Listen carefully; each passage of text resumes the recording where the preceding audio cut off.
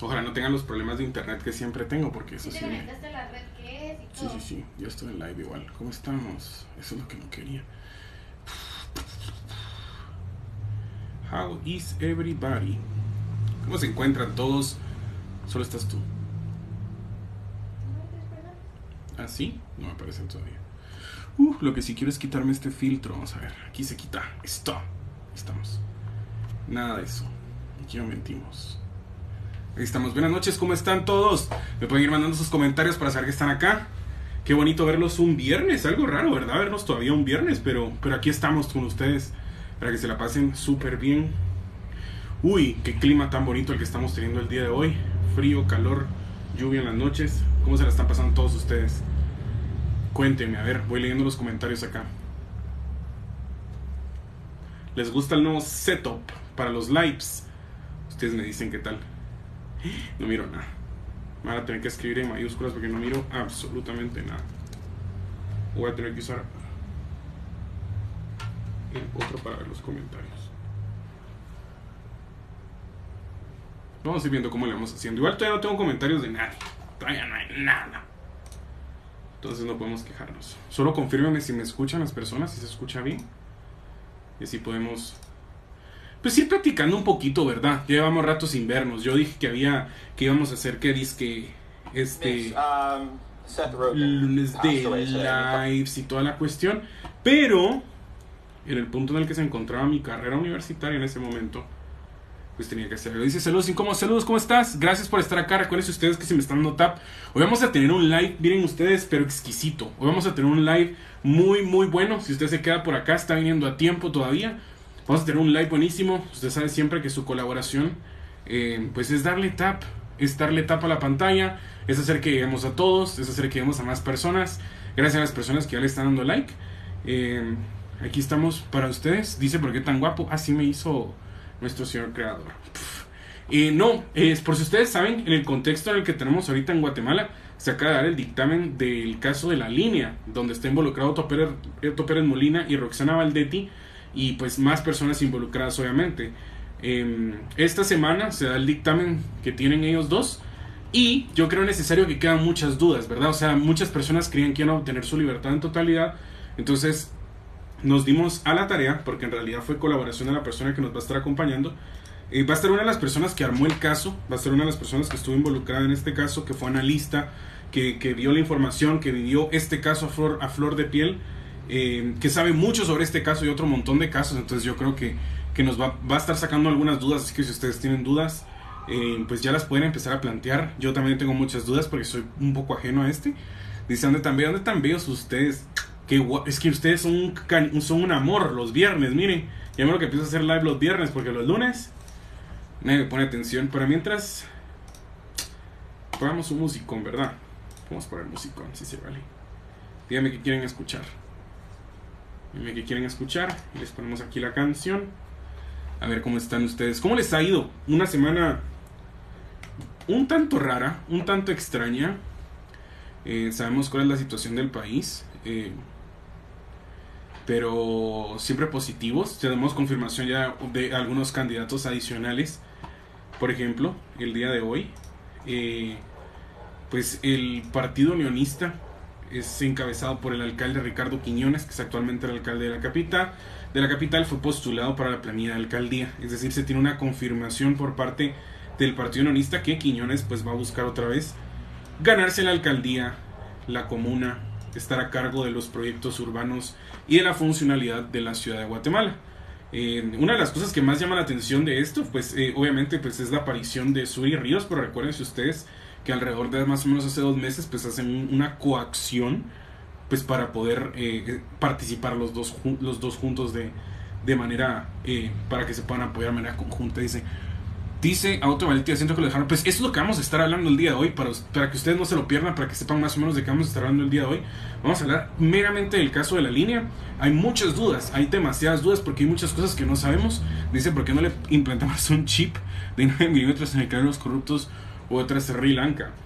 Hay muchas cosas que yo he estado hablando esta semana, porque fíjense que he estado haciendo muchos análisis, pero los hice con base a la situación que acaba de pasar con el presidente de Perú. No sé si ustedes saben que el presidente de Perú pues trata, digamos, de disolver el Congreso de la República y declarar un gobierno de emergencia, y al mismo tiempo pues cae en cárcel por haber atentado en contra de la Constitución. Entonces hay una situación ahí mera fuerte, y mucha gente pues en redes sociales decía cosas así como de no, pues es que en Guatemala quieren hacer lo mismo y tanta cuestión.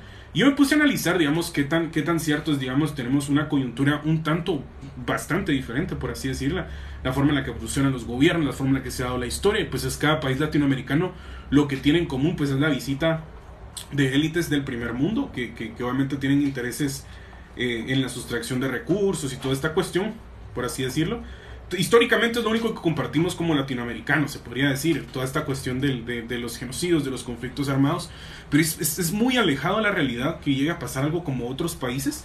Primero porque necesitaríamos tener, digamos, estar en ese contexto, tener esa costumbre, porque yo considero que estos países que se están levantando tienen la costumbre de involucrarse en la política, y es algo que los guatemaltecos todavía no logramos tener a su profundidad, por así decirlo.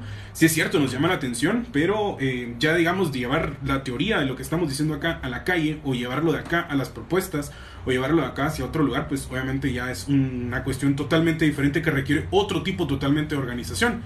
Se necesita más trabajo y toda esta cuestión. Entonces, por estas cuestiones son las que digo yo. Pero digamos, Guatemala, el favorecimiento que tiene Guatemala en este caso es que que existen mecanismos, por así decirlo. Existen varios mecanismos con los cuales podemos lograr bastantes cosas.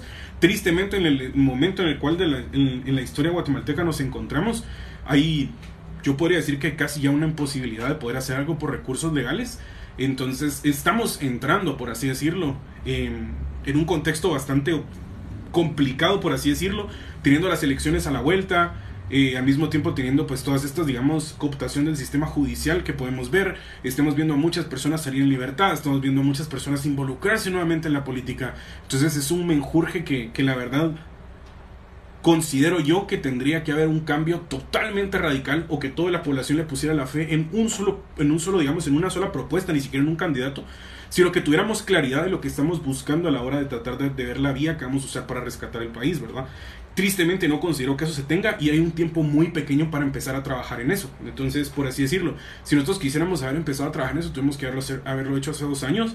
Las elecciones están aquí a la vuelta de la esquina, y yo no veo, digamos, alguna claridad o alguna ruta que la mayoría de guatemaltecos tengamos a la hora de elegir. Ahora bien, esto lo hacen, esto no es casual, esto que pasa no es casualidad, obviamente. Esto, pues, hasta la maldad viene bien pensada. Existe la intención de que así estemos nosotros. ¿Saben qué? La camisa que tengo se me ve bonita, yo sé que se me ve bonita. Tristemente es color blanca y no me deja ver los comentarios, entonces me voy a cambiar. Me voy a tener que cambiar y ponerme una playera negra para poder ver los comentarios, porque no los veo. Entonces, permítanme 2 segunditos, ahorita vengo. No miro nada, estoy choco ya.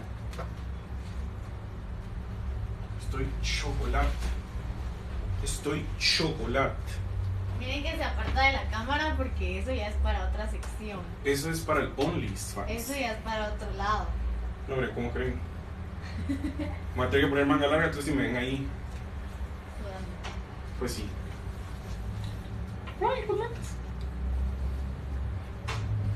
Bueno, yo estaba emocionado de usar la camisa, pero no se va a poder. Así que vamos a darle con todo. Ahora sí los miro.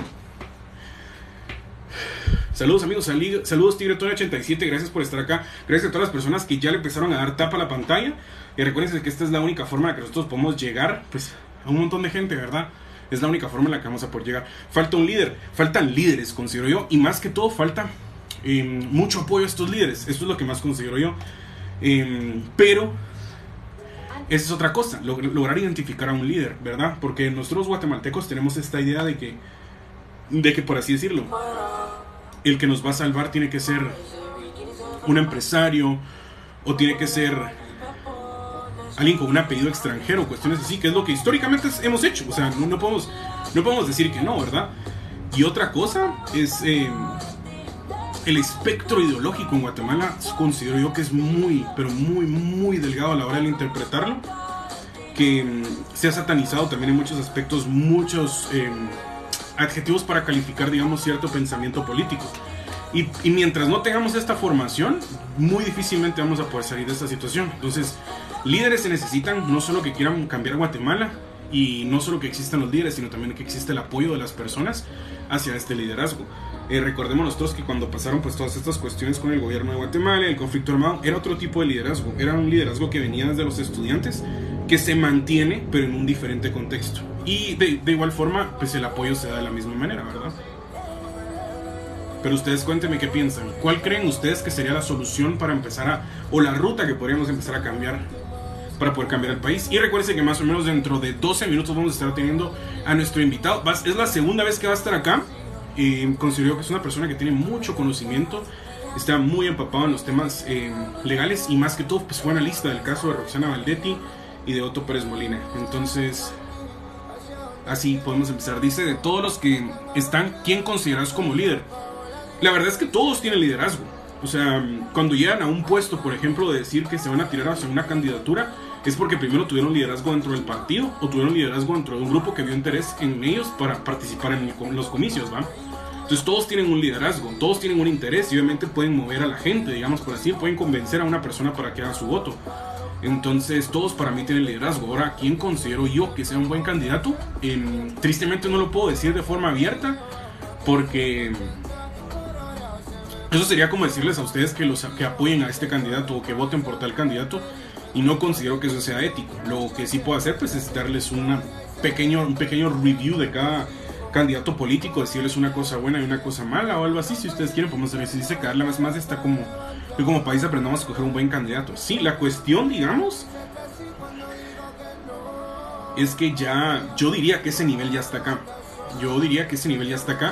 Pero tenemos una memoria muy corta. O sea, la mayoría de nosotros, ahorita que pusieron el árbol gallo, se nos olvidó que en un festival de gallo murieron personas, por ejemplo, por así decirlo.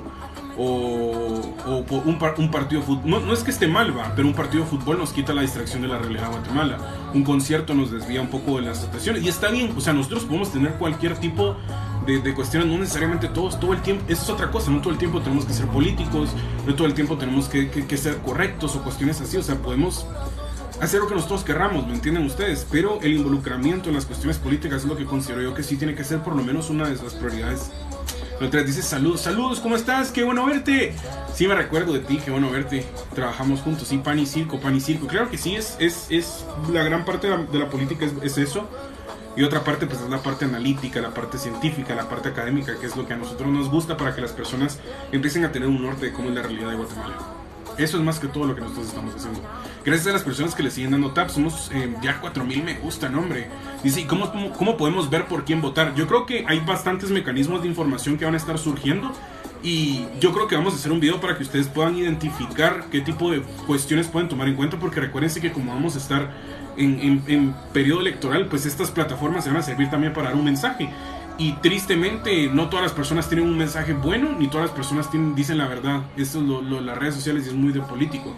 Entonces aquí van a haber millones de cosas, aquí van a haber millones de personas hablando, van a surgir nuevos analistas políticos, otros analistas que ya están hablando van a empezar a hablar de otra cosa. Esto es lo que pasa cuando pasan las elecciones.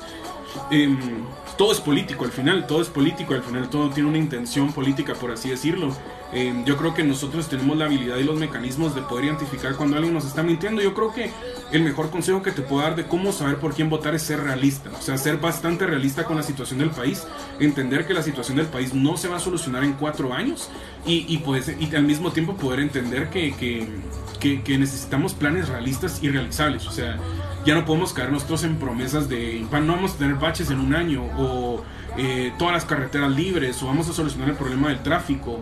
Cuestiones así, digamos, que parecieran que son problemas que necesitan urgencia, porque sí lo son, o sea, a todos nos afecta, pero hay que ser realistas. O sea, si en 50, 60 años de política que nosotros hemos tenido como Estado democrático, no se ha solucionado ningún problema, no se va a solucionar en 4 años.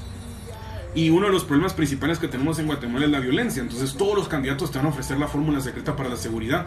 Todos los candidatos te van a ofrecer que te van a bajar la canasta básica, porque ahorita todos los precios están por los cielos. Todos los candidatos te van a ofrecer empleo, ¿verdad? La cosa es que sean realistas. O sea, sí me vas a ofrecer empleo, pero ¿de qué forma? No es que vamos a apoyar al empresario, no sé qué, eso ya lo hacen. ¿Qué forma más? No, es que hay oportunidades, porque cada vez que un empresario, pero los empresarios no tienen las garantías para invertir. Entonces todas estas cuestiones que nosotros nos tenemos que ir planteando es lo que nos va a dar a nosotros saber por quién votar más. Dice, yo sé que he cometido errores en no votar, me imagino que quisiste decir, porque mis votos han sido nulos. No es la única persona, porque es que, digamos, no se te puede pedir como ciudadano que tengas una confianza total en un candidato cuando la política en sí te ha defraudado, ¿va? Entonces también no podemos culpar al guatemalteco por no involucrarse cuando la política nunca lo ha tomado en cuenta, ¿me entienden ustedes? Nunca se le ha preguntado a la población qué necesitan, nunca se le da una apertura al diálogo con la población, sino siempre han sido como grupos privados, grupos de empresarios, sector empresarial, sector esta cosa. Entonces realmente nosotros como población la única forma que tenemos de comunicación con el gobierno es por medio de las organizaciones y de los colectivos, y ni así se tiene la atención que debería de tenerse como ciudadano, ¿me entienden ustedes? Entonces es un gran lío, mucha. Dice, en Guatemala la mayoría del mercado lo tiene el monopolio de las principales familias de Guatemala. Así es. Y mientras eso se mantenga de esa forma, esa es otra cuestión, va. Todo el mundo dice, es que no, necesitamos una Guatemala sin CACIF. Pero ¿cuánto tiempo nos llevaría a nosotros? ¿Cuántas, digamos, iniciativas de ley? ¿Cuántas asambleas? O sea, tendría que haber un gran trabajal para hacer esto. Y la pregunta es acá, ¿qué candidato verdaderamente estaría dispuesto a trabajar en eso? Es donde me pregunto. Dice la pregunta del millón, ¿por quién votar en las próximas elecciones? Yo no lo puedo decir. No sé si ustedes vieron en la noticia desde hace poco. Yo la verdad lo considero un poco alejado de esto de que están monitoreando influencers. Yo considero que más que influencers están buscando encajonar, por así decirlo, meter en una caja en personas que controlan de cierta forma una parte de la opinión pública. O sea, que sus opiniones importan, no necesariamente un influencer, porque un influencer puede ser cualquier persona que tenga un montón de seguidores, ¿va? Y que su audiencia interactúe con ellos. Entonces yo, por así decirlo, imagínense si se están tratando de encajonar y yo me pongo aquí a decirles a ustedes, no hombre, voten por tal, voten por tal. Uno, no solo estoy diciendo que estoy apoyando un partido abiertamente, sino es muy desleal el hecho de querer comunicarles a ustedes, digamos, en cierta parte algún aspecto periodístico, cuando estoy apoyando un candidato. O sea, yo personalmente sí apoyo a uno. O sea, yo sí apoyo a uno, pero no lo puedo decir, va. Dice, hay que escoger a los candidatos. Totalmente, sí. Dice, ¿qué pensás sobre lo que dijo Bukele sobre las ONGs que apoyan a los delincuentes con máscaras de derechos humanos? Yo creo que es una cuestión de interpretación. Ciertamente la violencia es un factor, por así decirlo. Es un factor que depende de otros factores. O sea, no solo es, digamos, una persona nace y dice, hoy voy a ser violenta, o voy a crecer y me voy a afiliar a una pandilla, porque ese es el futuro que tenemos. La mayoría de juventudes están condenadas por un contexto social en el ambiente en el que nacen, por así decirlo. Entonces las ONGs buscan de cierta forma y de una forma no violenta tratar de realizar muchas cosas. Y esto entra en un contraste al mismo tiempo con el deseo de un Estado de querer erradicar la violencia de una forma total, porque se están perdiendo vidas, ¿va? Entonces yo siento que es una cuestión de interpretación. Los derechos humanos siempre tienen que prevalecer porque tenemos derechos humanos desde hace muchos años. Y obviamente no podemos, aunque nosotros quisiéramos poner en una balanza a una persona con otra y decir que los derechos de una persona valen más que los de otros. Obviamente si una persona cae en prisión, sus derechos humanos son totalmente diferentes a los de una persona que está en total libertad. Y ese es el problema. O sea, si vos venís en una cárcel, por así decirlo, y ni siquiera estoy apoyando, por así decirlo, solo te estoy tratando de dar el contexto. Si venís en una cárcel, hacinás a un montón de criminales y no les estás dando ninguna, por así decirlo, oportunidad o ningún lineamiento o ninguna actividad para reinsertarse socialmente a las personas que están cometiendo delitos menores, muy seguramente cuando salgan a la calle van a salir a cometer un delito más grave y vuelven a regresar al mismo sistema que los vuelve a volver duros, o los saca o los convierte adentro. Pero no hay ningún sistema penitenciario que verdaderamente pueda garantizar que a la hora de que sale una persona presa de la cárcel va a servir para la sociedad, ¿va? Entonces ese es uno de los problemas más grandes en Guatemala que también tenemos, que es que el sistema penitenciario funciona de una forma totalmente o sea, sí la conocemos, ¿va?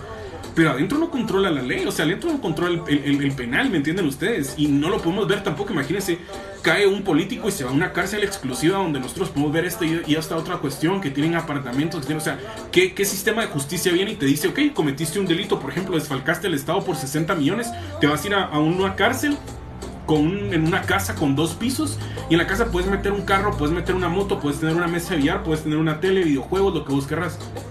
¿Qué condena estás cumpliendo entonces? ¿Me entendés? Entonces hay muchas cuestiones, muchas falencias, por así decirlo. Ciertamente una solución para ponerle el fin a la violencia de un día para otro son las medidas como las que se están tomando, pero a largo plazo no van a ser las soluciones. A largo plazo lo que se necesita son programas que puedan venir y trabajar en estos factores que causan este fenómeno que son las pandillas en Guatemala. Ya mero va a venir acá el invitado que vamos a tener. Dice, ya nunca me lo mandó. ¿Qué cuestión acá? Espérame. Vamos a ver. Estoy esperando el listado de libros de historia de Guatemala. Ufa, es que tengo que trabajar en eso un montón. Mándame otro mensaje porque se me olvida. Pero hay muchos libros. Yo siento que es de leerlo de todo, pero depende de qué te interese o específicamente de qué tipo de historia, porque la historia de Guatemala es muy compleja. Pero mandame un mensaje en Instagram y con mucho gusto te voy a responder. Dice, ¿qué piensas de lo que sucedió con la DT? Yo la verdad tengo muchas dudas porque, pues, como ustedes saben, yo no soy abogado, ni mucho menos magistrado, ni estudio nada de eso. Y por lo mismo tenía muchas dudas y vamos a tener un invitado que nos va a estar sacando todas nuestras dudas que tenemos sobre eso. Dice... viejo, ¿no has pensado meterte en la política? Me gusta la política, pero me gusta hablarla, me gusta analizarla, no me gusta involucrarme. Dice, habla acerca de la migración en Guatemala. Ese es un factor, es que es otra cuestión que nosotros... Mónica, gracias por tus felicitaciones, un abrazote. Esa es otra cuestión que nosotros estamos hablando, y es que lo que estamos viendo ahora, pues, ya ni siquiera son acciones que se estén repitiendo, sino consecuencias en una magnitud, por así decirlo. Ya estamos viendo, ya no solo es un beneficiado de la justicia, sino son varios los que salen libres en una semana. Ya no son caravanas de 400 personas, son caravanas de 600, 800, 1000, 1200. Estamos verdaderamente nosotros cayendo ya en esta grieta, por así decirla, donde hay que tomar una decisión bastante crucial, y tenemos esa decisión a la vuelta de la esquina, con el tiempo encima. La mayoría de migrantes que ya están en Estados Unidos o en otros países del extranjero no se pudieron empadronar por alguna razón, porque no existen los mecanismos para empadronarlos. Entonces, es eso, ¿va? Dice, gracias por tu tiempo, por informar. Gracias a ustedes por estar acá, gracias por estar dando tapa a la pantalla. En menos de 20, 30 minutos llegamos a 11.200 likes. Esto es más de lo que hemos tenido en otros lives en los momentos que empezamos. Entonces, gracias a las personas que le están dando a la pantalla y están compartiendo, porque esa es la única forma en la que podemos llegar a muchas más personas. Dice, ¿qué pensás de la propuesta del salario diferenciado? Yo tengo muchas opiniones negativas en contra de eso. Por dar mi opinión, ya me han hecho como 2-3 videos por hablar sobre esto, porque yo considero que el sueldo mínimo no garantiza que los guatemaltecos tengamos una buena vida, y un trabajo y un salario diferenciado tampoco, porque básicamente lo que está diciendo es las empresas. Mucha gente lo que piensa es decir, por ejemplo, bueno, en REU la mano de obra va a ser más barata, entonces en REU se va a ir la Kearns a REU, por así decirlo. No, eso es mentira. La Kearns lo que va a hacer es ir a registrar una oficina a REU y va a pagar los salarios como si estuviera en REU, pero la empresa va a seguir trabajando acá. Aparte de eso, los empresarios en Guatemala tienen el beneficio de la zona franca, y en realidad muchos hasta se registran y no están en la zona franca, están lejos de la zona franca. Entonces, hay muchas formas en las cuales el empresario se viene a beneficiar, que yo considero que el salario diferenciado no fue pensado para la población, sino tenemos un presidente por empresas, ¿va? Él va a apoyar al empresario porque ellos creen que apoyar al empresario es lo que enriquece un país, por así decirlo, pero en un contexto corrupto como el que tenemos, que para el empresario simplemente seguir haciéndolo millonario. El ETS no me dejó empadronarme. Háblame y... Ay, de veras, Fido, si no te dejaron empadronarte, avísame, podemos hablar a la PDH para que miren el caso de eso. Dice, ahora sobre el salario mínimo me preocupa porque vivo en el interior del país. Es que no es, digamos, dónde vivas. Yo no sé si lo van a manejar de esa forma o lo van a hacer... Espérenme, vamos a mover el micrófono acá, permítame un segundo. Lo vamos a bajar. Yo me fui a empadronar y averiguar solo estar empadronado y aparecí en varios. Hay que ver eso, sino que no estén afiliados en otros partidos. En partidos. Eso es una de las cosas más principales que ustedes tienen que cuidar. Pero en un segundo, muchachos, solo estamos viendo ahí si el invitado ya está. Todavía no está. Bueno. Sí, si les soy honesto, es que me he estado tomando unas mis vacaciones mucha, por eso no estoy muy empapado de esta cuestión. Pero ahorita les echamos una ojeada y les digo a ustedes cómo va a estar esta casaca. Dice, bueno, te van así. Ya estoy. Bueno, ya está. Fopa, solo tendrías que empezar a emitir un live. Bueno, ya está. Ahora sí. Qué alegre. Ya le mandamos la invitación y vamos a quitar la música. Obviamente no vamos a hacer esto con... Vamos a esperar la invitación. Jesucristo bendito. Espérenme. ¿Qué tal, Fopa? ¿Cómo estás? Aló, buenas. Mucho gusto. Híjole, te escuchas solo con voz. No sé si querés que lo hagamos solo con voz o si te gustaría que te viera la gente. Pégame, pues. ¿Y cómo tengo que hacer para que me vean la jeta? Ahí estoy, creo yo, ¿no? Va, si querés volvemos a empezar. Bueno, te iba a decir que si podíamos volver a empezar para que pudieras verte a la par mía y no así chiquito. Ok, como Solo querrás. lo único que tenés que hacer es empezar live en tu perfil y yo te mando la invitación y ya solo la aceptas. Me super parece, pues. Va. Ahorita empiezo. Va, buenísimo. Bueno, para los que pudieron ver, ahí está nuestro invitado el día de hoy, un analista, conoce un montón sobre el caso, estuvo ahí va, estuvo trabajando como analista. Ahí, ahorita, van a ver qué plática tan bonita vamos a tener hoy porque, mucha, a mí sí me llama un montón la atención hablar sobre estos temas. Permíteme un segundo. Vida, puedes ver si papá ya está transmitiendo hoy para poder invitarlo.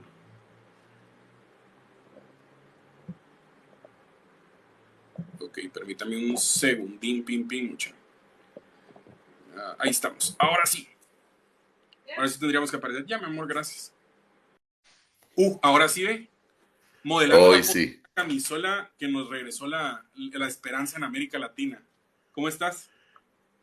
Bien, bien, muchísimas gracias, hombre. Aquí, ¿qué? Contento de que se sufrió hoy, pero pasamos, pobre. Mi saludo a los amigos brasileños, hombre. Sé que hay Hostia. rivalidad ahí, pero uno hubiera querido una semifinal sudamericana. Eso era lo que todos queríamos, creo yo. Sí, sí, ese era el deseo de todos, pero qué tristeza. Bueno, para las personas que no saben, Juan Francisco Solórzano Fopa, abogado actualmente, abogado, ¿verdad? Estás trabajando en el caso de Así es. Rubén Zamora, fuiste analista también del caso de Roxana Valdetti y Otto Pérez Molina. Me recuerdo muy bien que una vez que platicamos me comentaste que te hubiera gustado haber estado en las manifestaciones, pero en ese momento estabas trabajando en algo que, digamos, 7 años después estamos teniendo un resultado un poco confuso de mucha gente. También, ¿qué más podemos decir sobre vos? Eh, Pues, no, hombre, yo la verdad estuve ahí en la SAT un rato justo después del tema de la línea. Yo llegué a la SAT justo por el caso de la línea, sinceramente. en serio, o sea, pero es que sí fuiste superintendente también de la SAT, ¿verdad? Así es. Y fui superintendente porque el caso de la línea abrió, abrió en la SAT una posibilidad que antes no había existido, que es que se hizo por primera vez una convocatoria pública para el puesto de superintendente de la SAT. Entonces, yo participé en esa convocatoria pública y como parte de esa convocatoria pública, pues fue que quedé electo entonces como superintendente de administración tributaria. Qué buen trabajo. Nos comentabas sobre el caso de la línea. Solo para las personas que no sepan, el caso de la línea se llama la línea porque las evidencias quedan en comunicaciones telefónicas, si no estoy mal. No, de hecho, la línea ellos mismos le pusieron la línea, ¿sí? O sea, la estructura criminal ya le llamaba la línea desde antes y le decían la línea porque había una línea telefónica, ¿sí? Al que se debían comunicar los miembros de la estructura para de alguna manera pactar los precios de las mercancías que iban a venir en los contenedores y que se iban a hacer las importaciones y exportaciones, importaciones sobre todo en los distintos puertos y en las distintas aduanas del país. Una defraudación aduanera donde termina, digamos, con un dictamen un tal confuso a la hora, digamos, de decir que Roxana Valdetti y Otto Pérez Molina no eran culpables del delito de asociación ilícita, si no estoy mal. ¿Cómo afecta, digamos, esto el caso? Porque imagino que cuando ustedes empiezan a trabajar en esto y es un delito que se ha mencionado tantas veces y al final se llega a un dictamen que tal vez no es favorable o no es positivo para la investigación, ¿cómo ustedes toman en cuenta por primera vez, digamos, este delito y de qué forma trata de probarse que sí ocurrió, por así decirlo? Vamos a ver, de hecho, Roxana Valdetti y Otto Pérez Molina se les imputó en su momento tres delitos, ¿sí? Dentro de este caso. Uno fue asociación ilícita, el otro fue caso especial de defraudación aduanera y el tercer delito en su momento, en un inicio, había sido el delito de cohecho activo, ¿sí? O cohecho pasivo, mejor dicho. Sin embargo, este tercer delito de cohecho pasivo en las etapas del proceso, porque un proceso penal tiene varias etapas y la idea de las etapas de un proceso siempre es ir depurando este proceso. Entonces, en la etapa intermedia se cambió este delito de cohecho por un delito de enriquecimiento ilícito, ¿sí? Entonces, de hecho, a Roxana Valdetti y a Otto Pérez Molina sí los condenan por asociación ilícita y defraudación, caso especial de defraudación aduanera, pero lo que, pues, como mencionas, alguna gente pues ve algo contradictorio es cómo es que defraudaron al Estado, participaban en una organización criminal, pero de alguna forma dicen que no se enriquecieron, digamos. O sea, el tribunal al final lo que dice es, mire, no quedó demostrado, ¿sí? Que ellos se hayan enriquecido ilícitamente. Ya, digamos, ¿y esto cómo beneficia? Porque yo he visto muchas teorías que dicen que esto incluso fue favorable para Roxana Valdetti y Otto Pérez Molina, porque existe, digamos, los procesos de apelación por parte de los abogados. ¿Y cómo favorece el hecho de que ellos no hayan sido asociados a este delito, por así decirlo? Vamos a decir, definitivamente uno hubiera querido y yo creo que el Ministerio Público siempre piensa al momento de hacer una imputación, pues que tiene un caso sólido y de alguna manera es lógico pensar que, insisto, si estoy en una estructura criminal y defraudar al Estado, pues me voy a enriquecer, o sea, no hago esto simplemente porque Por hobby. soy, sí, por hobby, o sea, exacto, porque ese día quería defraudar al Estado, ¿no? Entonces, hay que ver dos cuestiones, ¿verdad? Obviamente el Ministerio Público siempre tiene que probar estas circunstancias y en este juicio en particular hay un testimonio que yo creo que es clave también para todos los temas de enriquecimiento ilícito, todos los temas del dinero, que es el testimonio del señor Salvador González, alias Eco. Esta persona, Salvador González alias Eco, era pues él me admitió que era quien lavaba el dinero, básicamente que provenía de estas ganancias ilícitas, ¿sí? De la defraudación tributaria que se estaba haciendo. Entonces, esta persona repartía los pagos, ¿sí? Con una tabla con porcentajes y se encargaba principalmente de el manejo de las empresas de Roxana Valdetti, entre ellas específicamente, por ejemplo, en su momento del diario El Siglo XXI, que El Siglo XXI, Roxana Valdetti en algún momento lo compra, ¿sí? Y Salvador González alias Eco es el director general, de hecho, del Siglo XXI durante algún tiempo, en tanto utilizaban ese medio de comunicación para lavar dinero, ese medio y otras empresas, ¿verdad? Entonces, al testimonio de Salvador González alias Eco, no se le da valor probatorio por un tema formal, ¿sí? Por un requisito, si lo queremos ver así, un tecnicismo.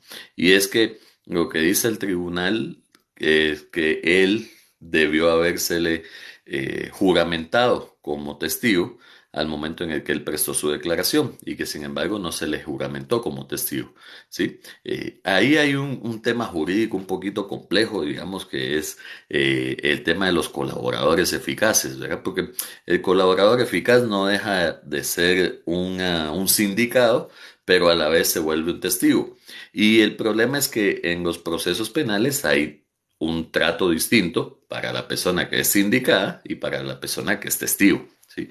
Entonces, eso, en ese tecnicismo es por el cual no le dan valor probatorio al- a la declaración de Salvador González y yo creo que ahí es donde de alguna manera se cae una de las pruebas más importantes porque él señalaba y decía directamente cuánto dinero le daba a cada quien y cómo se los hacía llegar. Y esto, digamos, que se hizo de no hacerlo, ¿fue alguna cuestión legal o, digamos, es un reflejo de lo que el Ministerio Público a cargo de Curruchiche representa, por así decirlo? Vamos a ver, esto sí fue hace ratos, esto yo sí creo que no es un tema que tenga que ver con Curruchiche, es más, esa decisión la toma un juez en su momento, habría que haber visto cómo se llevó a cabo esa diligencia, pero lo que sí es cierto es que el proceso en sí de la línea fue un proceso muy grande, fue un proceso con muchísima prueba, fue un proceso además y yo te lo puedo decir porque viví ese estrés de tener el tiempo encima, ¿verdad? Imaginemos, cuando a una persona se le detiene, hay básicamente 3 meses, ¿sí? Si está en prisión preventiva, para presentar la acusación y presentar todas las pruebas. Aunque se venía trabajando el proceso desde hacía bastante tiempo, antes de que se hiciera el operativo, la realidad es que el día de los operativos, la cantidad de evidencia que se incautó, fue enorme, empezaron a salir otros temas, salieron otros casos, porque eso hay que decirlo también, y también hay que decir que Roxana Valdetti y Otto Pérez Molina están ligados al proceso por otros casos también, derivados de la misma línea. Entonces, manejar toda esa información fue algo sinceramente muy, muy difícil y que se pudo hacer únicamente gracias a la buena labor de los fiscales, de los peritos, digamos, de los técnicos de la Dirección Criminalística del Ministerio Público, de los analistas de información criminal. Y yo creo que ahí hay que hacer un apartado muy importante porque dentro de las cosas que el Tribunal de Sentencias da valor probatorio y le da una importancia muy grande es al dictamen de análisis criminal, que lo hizo un analista, Aníbal Argüello, que estuvo declarando 2 meses aproximadamente en el tribunal, llegó a declarar, estuvo ahí pues viéndole a la cara, defendiendo su trabajo, defendiendo el trabajo de toda la institución y de toda la dirección de análisis criminal. Y al final el tribunal, pues sí le da un valor probatorio y eso también hay que decir que pues se hizo un trabajo satisfactorio en ese sentido. Sí, digamos, en este caso, mucho del temor de las personas es que sabemos que ahorita hay un beneficio, por así decirlo, por parte del sistema judicial hacia muchos actores que claramente han cometido casos de corrupción. Eh, Cuando recibiste este caso, me imagino yo que era muy temprana la política en Guatemala, por así decirlo. Creo que solo habíamos manejado anteriormente el caso de corrupción de Portillo. Entonces, ¿qué pasa por tu mente en el momento en el que te empezás a dar cuenta que esto puede, porque lo cambió la historia del país, cambió la forma en la cual miramos la política, cambió muchas cosas? Entonces, ¿qué se siente saber que tuviste esa responsabilidad, por así decirlo, y estás satisfecho con el resultado de muchas de estas cosas? Vamos a ver, siempre el resultado es un poquito, como vos decías al inicio, un poquito agridulce si lo queremos ver así, ¿verdad? Porque por un lado uno está contento de que se haya condenado a un presidente y una vicepresidenta. Es primera vez, ¿sí? En la historia del país que un presidente y una vicepresidenta son condenados por un caso que implica corrupción, digamos, en el Estado, ¿sí?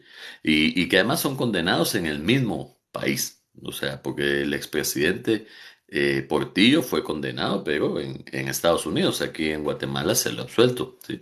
Entonces, ese es un caso paradigmático, sin duda alguna, es el primer caso que hay así, y esto deja un buen sabor. Hubo otras personas que salieron absueltas de toda responsabilidad, que tal vez en algunos casos sinceramente lo puedo hasta entender y compartir, pero en otros casos sí me parece un poquito ilógico ahí, pero entonces ni modo, también la justicia hay que entender que los jueces no es lo mismo. Yo que he estado en juicios, ¿sí? No es lo mismo ya llevar el proceso desde un inicio, todo lo que sale, todo lo que se va dando, hasta el punto de llegar al juicio, ¿sí? En el juicio es muy importante lo que pasa ahí y los jueces pues únicamente pueden valorar lo que sucedió en el juicio. Entonces, también, insisto, creo que sí es una sentencia sumamente importante, pero queda ese saborcito, como bien decís, que de alguna forma ahora en esta coyuntura en la que estamos, donde este es uno de los pocos casos que ha sobrevivido, y este caso sobrevivió a esta cultura, no, a esta política actual de enterrar casos de corrupción de la Fiscalía de Curruchiche y de Consuelo Porras, sobrevivió porque ya estaba listo para debate. Sí, o sea, sobrevivió porque de alguna forma ya lleva el debate, lleva esperando debate hace muchísimos años, pues. Entonces, de alguna manera, pues esto viene a reafirmar que todo lo que se hizo durante muchos años de trabajo en el Ministerio Público, pues tiene su valor.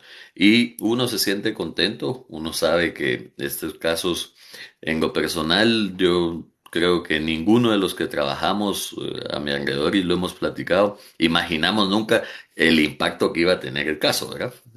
Uno está entretenido en el día a día, escuchando los audios y estos que están haciendo, entendiendo las cosas, porque uno cuando escucha algo, si uno no está en el contexto de lo que está pasando, si uno no sabe cómo se manejan las aduanas, si uno no entiende en realidad qué tanto están haciendo, ¿verdad?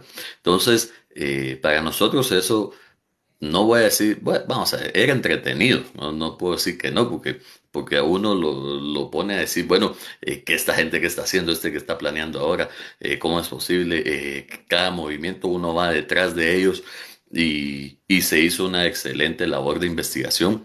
Debo decir que hubo excelente gente tanto de CICIG como del Ministerio Público, porque fue un trabajo compartido. Yo creo que en pocos casos en realidad se trabajó tan de la mano entre los dos, entre las dos entidades. Y ya cuando uno se dio cuenta del impacto, yo creo que fue al momento de la detención, ¿sí? Cuando se hizo el operativo, cuando uno empezó a ver las redes sociales. Yo en ese entonces tenía Twitter, pero solo para enterarme de cosas, pues yo no tuiteaba absolutamente nada. Y entonces uno empieza a ver que todo el mundo empieza a hablar de esto y que las noticias y que pues todo se volvió tendencia. Eso es algo que uno nunca puede llegar a imaginar, ¿sí? Y definitivamente lo más impresionante fue cuando de alguna manera pues pudimos recabar más datos, porque hay que hacer ver que se hace un primer operativo el 16 de abril de 2015, ¿sí? Pero en realidad el caso contra Roxana Valdetti y contra Otto Pérez pues se presenta mucho después, bueno, no mucho después, se presenta aproximadamente un mes después, porque Roxana Valdetti todavía renuncia, y con Otto Pérez es cerca de 2 meses después, porque él de hecho, si no estoy mal, fue hasta septiembre que pues ya se le imputa, ¿verdad? Cuando además pierde el derecho ante juicio. Entonces ahí dice uno, cuando yo creo que el primer momento más crítico fue cuando renunció Roxana Valdetti. Ahí dice uno, pues el trabajo que uno hizo y el esfuerzo tuvo un impacto directo en la política, ¿sí? Del país. Y posteriormente con la renuncia de Otto Pérez, pues ya obviamente se confirmó eso pues bueno, estuvimos trabajando para seguir adelante en ese caso y en los otros casos que salieron con posterioridad. Qué buenísimo. Yo creo que hablando en este contexto en el cual mencionaste el trabajo conjunto del Ministerio Público con la CICIG, por así decirlo, un Ministerio Público totalmente diferente, y ahora vemos cómo, digamos, es muy común por parte de muchas personas que se están viendo beneficiadas, como Roxana Valdetti y Otto Pérez Molina, utilizar el discurso este de que los prófugos, por así decirlo, refiriéndose a Juan Francisco Sandoval, o que fue un caso fabricado, por así decirlo. ¿A qué crees que se debe esto? ¿Y cómo podemos, porque hay mucha gente lo está preguntando, cómo podemos diferenciar nosotros y darnos cuenta que este discurso, digamos, es un tanto repetitivo para tratar de obtener cierto beneficio, por así decirlo?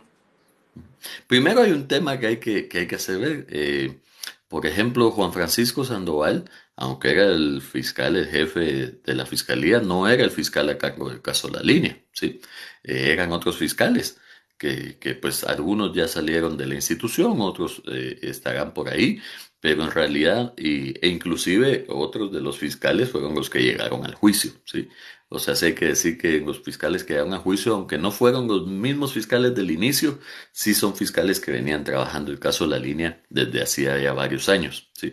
Esa es una primera aclaración. Segundo tema, la fiscal general Tel Maldana era alguien que dejaba trabajar mucho, que daba mucha independencia a los fiscales, y eso es fundamental. Es que uno de un fiscal general a veces no necesita tanto apoyo, lo que necesita uno es más libertad, digamos, más independencia, ¿sí? Y que a la hora de tomar las decisiones difíciles, pues la fiscal general va a tomar las decisiones de una forma técnica, de una forma pues adecuada conforme a las evidencias. Entonces, la licenciada Telma obviamente apoyó muchísimo y esa es la función del fiscal general, pues, pero el fiscal general tampoco es que investigue todos los casos, ¿sí? Y no necesariamente se entera de los casos hasta que obviamente ya sale el operativo y demás. Entonces, dicho esto, hay muchísima más gente atrás de la institución, ¿sí? Del MP, de la misma Policía Nacional Civil, que participaron en estas investigaciones, que algunos siguen en el MP, otros los han sacado, porque, por ejemplo, a los analistas los sacaron. Consuelo Porras se expulsó casi a estos analistas que trabajaron en estos casos de la CICIG, los expulsó del Ministerio Público, ¿sí? Eliminó el convenio de cooperación que había entre CICIG y Ministerio Público Y te digo algo, estos analistas fueron formados en el Ministerio Público, ¿sí? Fueron analistas del Ministerio Público que trabajaron en conjunto después con la CICIG, que también recibieron formación en CICIG, pero que cuando Consuelo Porras les corta este convenio, pues prefieren irse a la CICIG porque obviamente ahí les iban a dar otras condiciones de trabajo, pero la realidad es que Consuelo Porras sí se ha dedicado a quitar o acortar todas esas capacidades que se habían trasladado al Ministerio Público, ¿sí? Porque sí se habían trasladado muchas capacidades y entonces, pues ahora obviamente utilizan ese discurso, ¿verdad? Tel Maldana y Juan Francisco Sandoval, pues no fueron el caso La Línea, ¿sí? El caso La Línea fue el trabajo, obviamente, con el apoyo de ellos, porque ellos como jefes sin duda alguna apoyaron mucho la investigación, pero el trabajo lo realizaron muchísimas más gentes, fueron muchísimos otros fiscales los que sostuvieron ese trabajo y fueron, de hecho, estos otros fiscales los que obtuvieron la sentencia condenatoria. Entonces, eso es puro de mérito, eso es puro, puro mensaje propagandístico, digamos, para tratar de desviar la atención, cuando en realidad ellos dos no tuvieron una incidencia directa en esa fase de investigación de la línea. Ya, muchos detalles, hay mucha información, así como lo decías, demasiada evidencia, son 7 años de trabajo. ¿Hay alguna cuestión que crees que es importante mencionar o algún hecho que te haya, digamos, impresionado a la hora de que estabas viendo cómo funcionaba esta estructura? Yo creo que, vamos a ver, nosotros te diría por fechas, en, el caso empezó a investigarse en mayo, ¿sí? Mayo del 2014. Eh, por ahí yo te diría que nosotros supimos que teníamos un buen caso aproximadamente en noviembre, ¿sí? La primera semana de noviembre del 2014. Recuerdo que para esa primera semana nosotros hicimos una presentación, ¿sí? Le hicimos una presentación a algunos fiscales de la FESI, a, digamos, mandos altos o medios, y le hicimos una presentación a mandos medios de la CICIG, ¿sí? Porque hasta ese entonces, desde abril de 2014 hasta más o menos noviembre, la primera semana te diría casi con certeza de noviembre, el caso era un caso de muy bajo perfil, ¿sí? Y ese fue el éxito del caso, o sea, porque el caso empezó con un investigador, un fiscal de CICIG, un analista. Al principio el fiscal del MP, por ejemplo, lo ascendieron, entonces el caso se quedó sin auxiliar fiscal durante un tiempo, durante 2, 3 meses. Entonces, el caso en sí iba avanzando, sabíamos que teníamos algo bueno, pero era así como que no, no se veía tan palpable, pero cuando uno se sienta como a estructurar algo, ¿sí? A hacer una presentación, en este caso, que uno empieza a ver, bueno, ¿qué tenemos hasta ahorita, muchachos? O sea, aquí está esta evidencia, aquí está esta escucha, aquí está este seguimiento, aquí está esta situación. Ya cuando uno lo junta y uno lo ve, ahí toma uno la dimensión, ¿sí? De lo que uno está viendo, entonces dice uno, ah, no, momento, este sí es un buen caso, ¿sí? Entonces eso ocurrió en noviembre de 2014. Yo creería que ahí fue un hito importante y te diría que aproximadamente siempre en noviembre, pero a finales de ese mismo mes del 2014, también sale a relucir Juan Carlos Monzón, ¿sí? Ya habían 2 o 3 escuchas, audios donde se mencionaba JC, ¿sí? Solo se decía JC. La realidad es que solo decía es que, pero ya sabíamos que JC era como que un líder de la estructura, ¿sí? Y el periódico, en la sección del Peladero, sí publicaba muy seguido que Juan Carlos Monzón se dedicaba a trabajar el tema de aduanas y que era el que estaba metido en estos temas. Y en algún momento en una reunión, yo recuerdo que surgió el tema y bueno, JC, y dijimos, pues en el periódico sale que Juan Carlos Monzón es el líder, y, o sea, coincide, coincide JC, digamos, ¿sí? Y en eso un investigador de la CICIG dice, ojo, ¿cómo se llama él? Me dijo, ¿quién es? Y cuando lo vemos me dijo, yo a él lo seguí, me dice el investigador de la CICIG. Yo a él lo seguí porque se reunió con ECO un día, ¿sí? Tal día, tal hora yo lo tengo documentado, ¿sí? Entonces ahí, en ese momento, en esa reunión, fue donde logramos establecer con certeza que Juan Carlos Monzón, el que salía en el peladero y el que se hablaba de que manejaba las aduanas, era en realidad JC, el JC del que nosotros estábamos escuchando, porque sí teníamos ese audio donde al Salvador González Aliaseco decía, no, es que me tengo que reunir con JC, el investigador de CICIG le hace un seguimiento y justamente vemos que el que llega al lugar es Juan Carlos Monzón. Qué impresión. Que, solo un paréntesis, que debo decir que el investigador de CICIG no sabía quién era, digamos, ¿sí? O sea, de hecho, yo cuando él me dice Juan Carlos Monzón, ¿y quién es? Y lo googleamos. De hecho, yo creo que lo googleamos y ahí nos apareció la cara de él por una publicación del periódico. Y entonces me dice, yo a él ya lo conozco, yo a él lo seguí, yo a él lo vi en un seguimiento. Entonces, así, por ejemplo, se descubrió que JC era Juan Carlos Monzón. Qué impresionante cómo los medios de comunicación llegan incluso a formar una parte bastante importante en las investigaciones. Y creo que lo podemos ver bastante en el contexto y sabes mucha experiencia sobre esto al estar llevando un caso tan importante como el que estás llevando ahorita. Me imagino yo que uno siempre también evalúa su trabajo y ves que estuvo bien y que estuvo mal.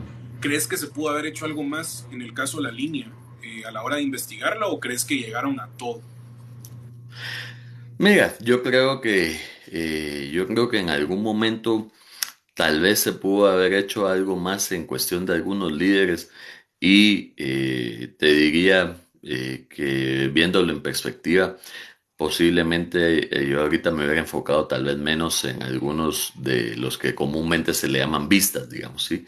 De la gente de la SAT, que es gente técnica de bajo rango, que no es que no estuvieran metidos, pero también como lección manejar estos casos tan grandes, con tanta gente, con tantos sindicados, a veces lo más oportuno pues ya lo que va aprendiendo uno en el tiempo, a veces tratar de enfocarse uno en la gente más importante, tratar de priorizar y en esa priorización, pues asegurar a esa gente más importante, ¿verdad?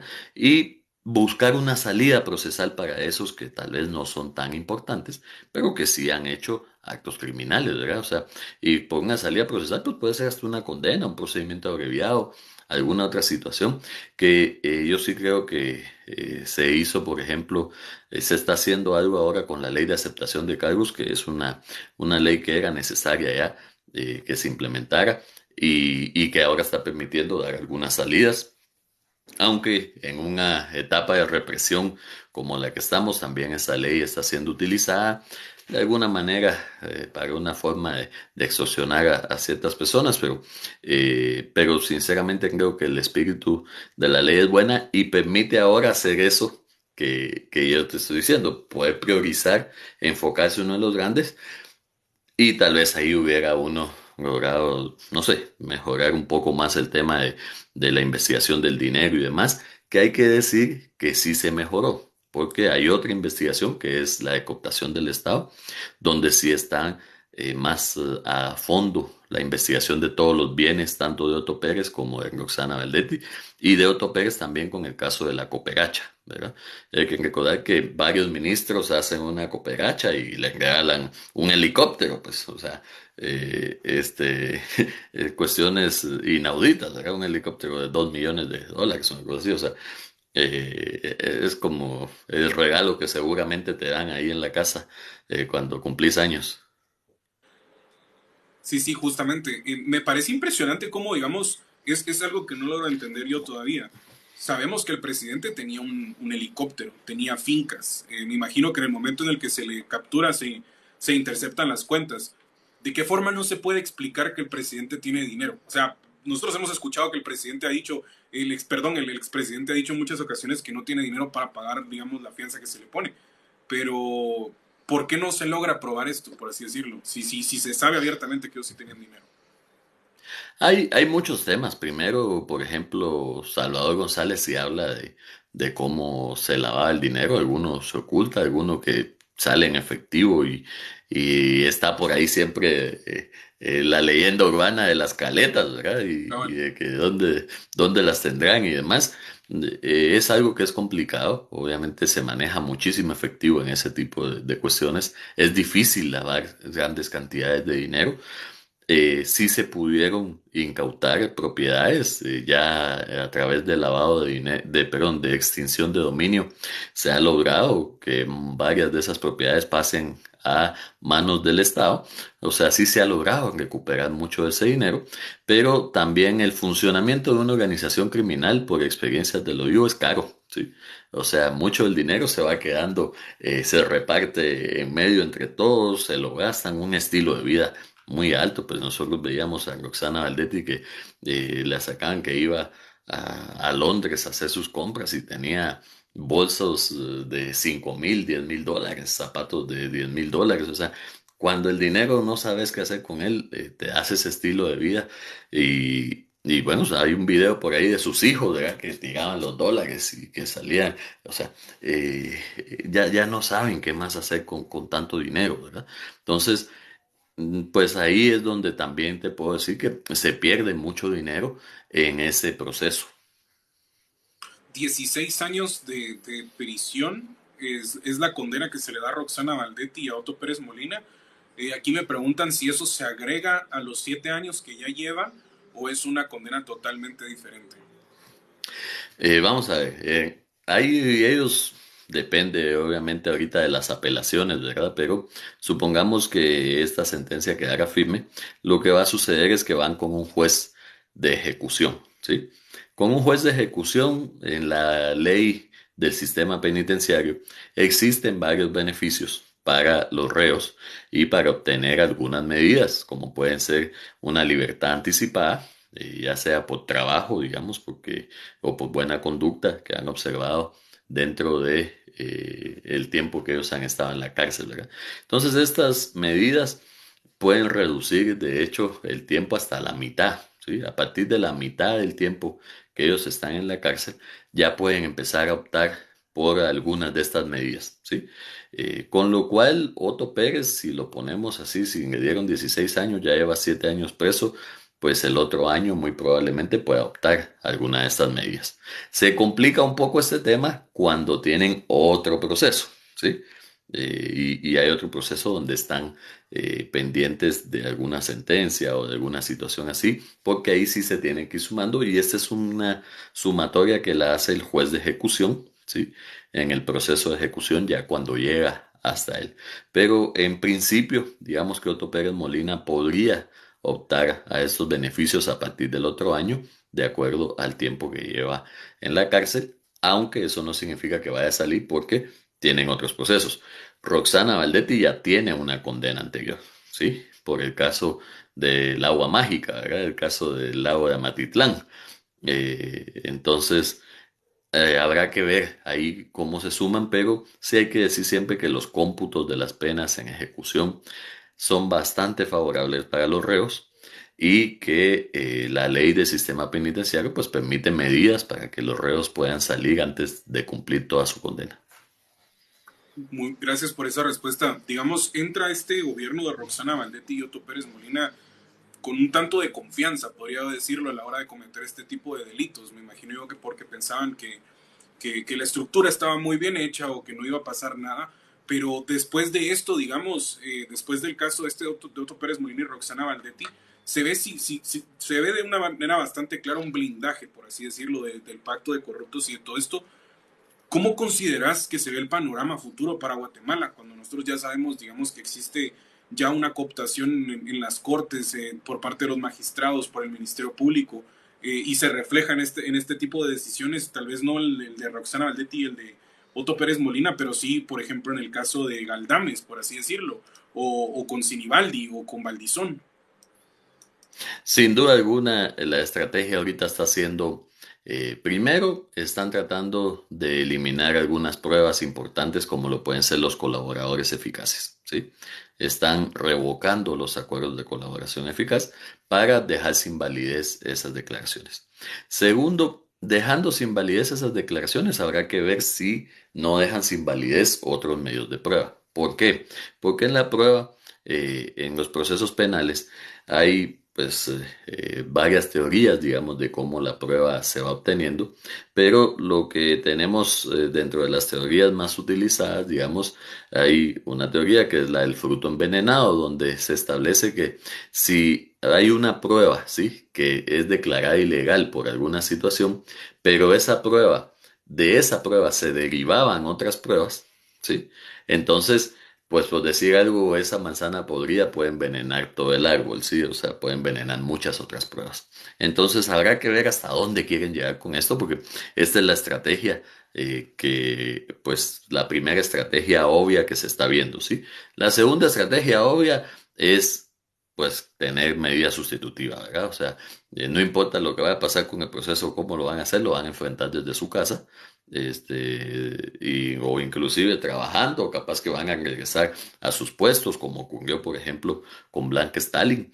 A Blanca Stalin no solo le sobresee en el caso, sino que la regresan a un puesto cuando ya la habían sacado del puesto, cuando la Corte de Constitucionalidad ya había dicho, señor, usted ya está fuera, ya no es magistrada.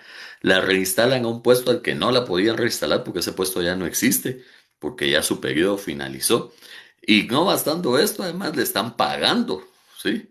En los 2 años que estuvo fuera y le están dando 5 millones y algo por una resolución de la Corte Suprema. O sea, la misma Corte le autorrecetó a su magistrada, que ellos mismos ahorita dijeron que siempre sí iba a ser magistrada, esos 5 millones. O sea, sí estamos viendo cosas muy descaradas, sinceramente. Entonces el panorama pues no es tan bueno. La verdad es que el panorama en ese sentido no es tan bueno.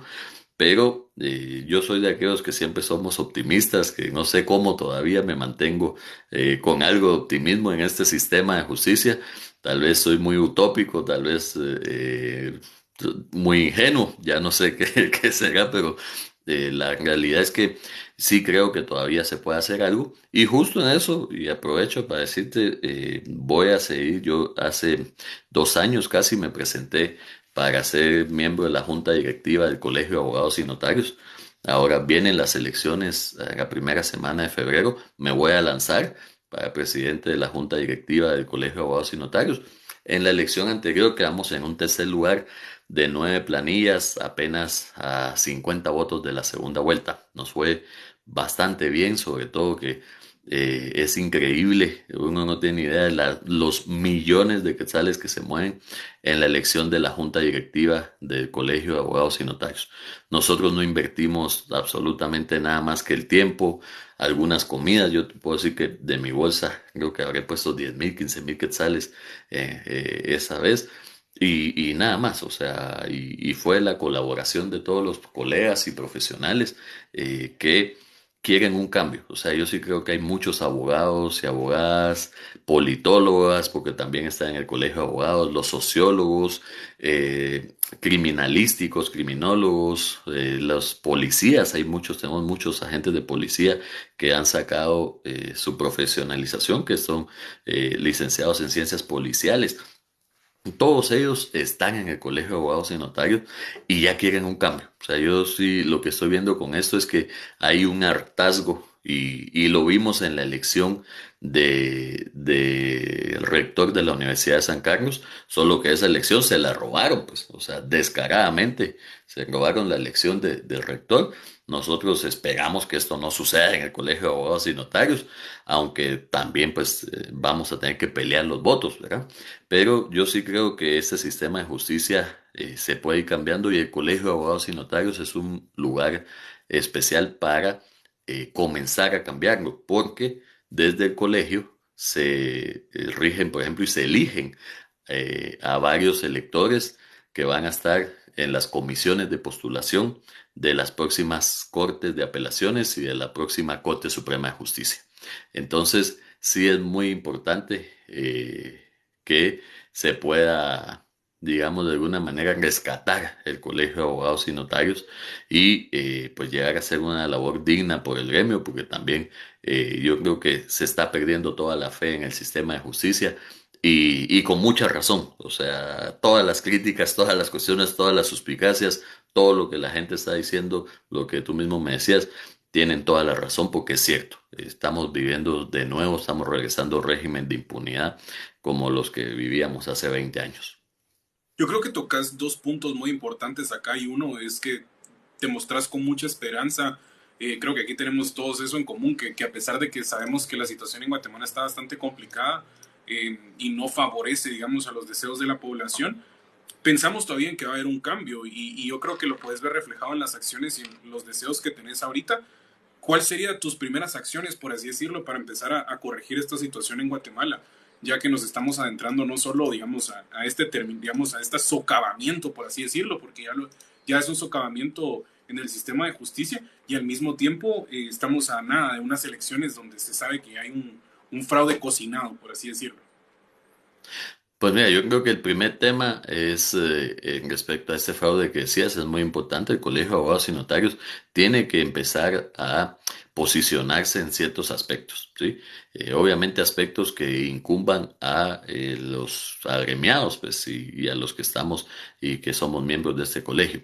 Hay un aspecto muy importante que es la criminalización que se está dando, ¿sí? No puede ser que se esté criminalizando al abogado defensor, al secretario de un tribunal, a jueces, a los fiscales, exfiscales, por el simple hecho de haber hecho una petición en un juicio, ¿sí? Por el simple hecho de haber hecho una resolución en un juicio. Resoluciones y peticiones que en su momento fueron resueltas, impugnadas, apeladas, o sea, esto lo que estamos viendo es una ola de criminalización terrible. Yo lo viví ayer mismo en la audiencia de José Rubén Zamora. José Rubén Zamora lleva 5 abogados defensores conmigo. ¿Por qué lleva 5 abogados defensores? Porque a todos los han amenazado. En las audiencias les certifican los conducentes, les dicen que los van a investigar. A mí ayer el Ministerio Público me pidió que me investigaran y me acusó de que falsifiqué unas pruebas, de que hice, o sea, una cosa pues absurda que obviamente me...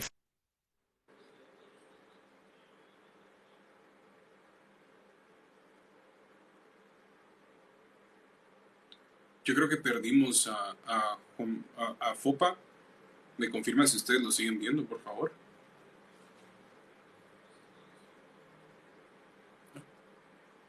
Ok, vamos a esperar. Y gracias a las personas que están acá, recuérdense de darle tapa a la pantalla lo más que puedan, la mayor cantidad de veces que puedan para poder llegar a más personas. Para que sigamos conversando. Igual si ustedes tienen cualquier duda me la pueden ir mandando para que le vayamos preguntando. Todavía tenemos un poquito más de tiempo. Me dieron una hora con Juan Francisco Solórzano. Fopa, yo creo que las preguntas acá están bastante en punto. La verdad es que esto se iba a tratar meramente del caso de la línea.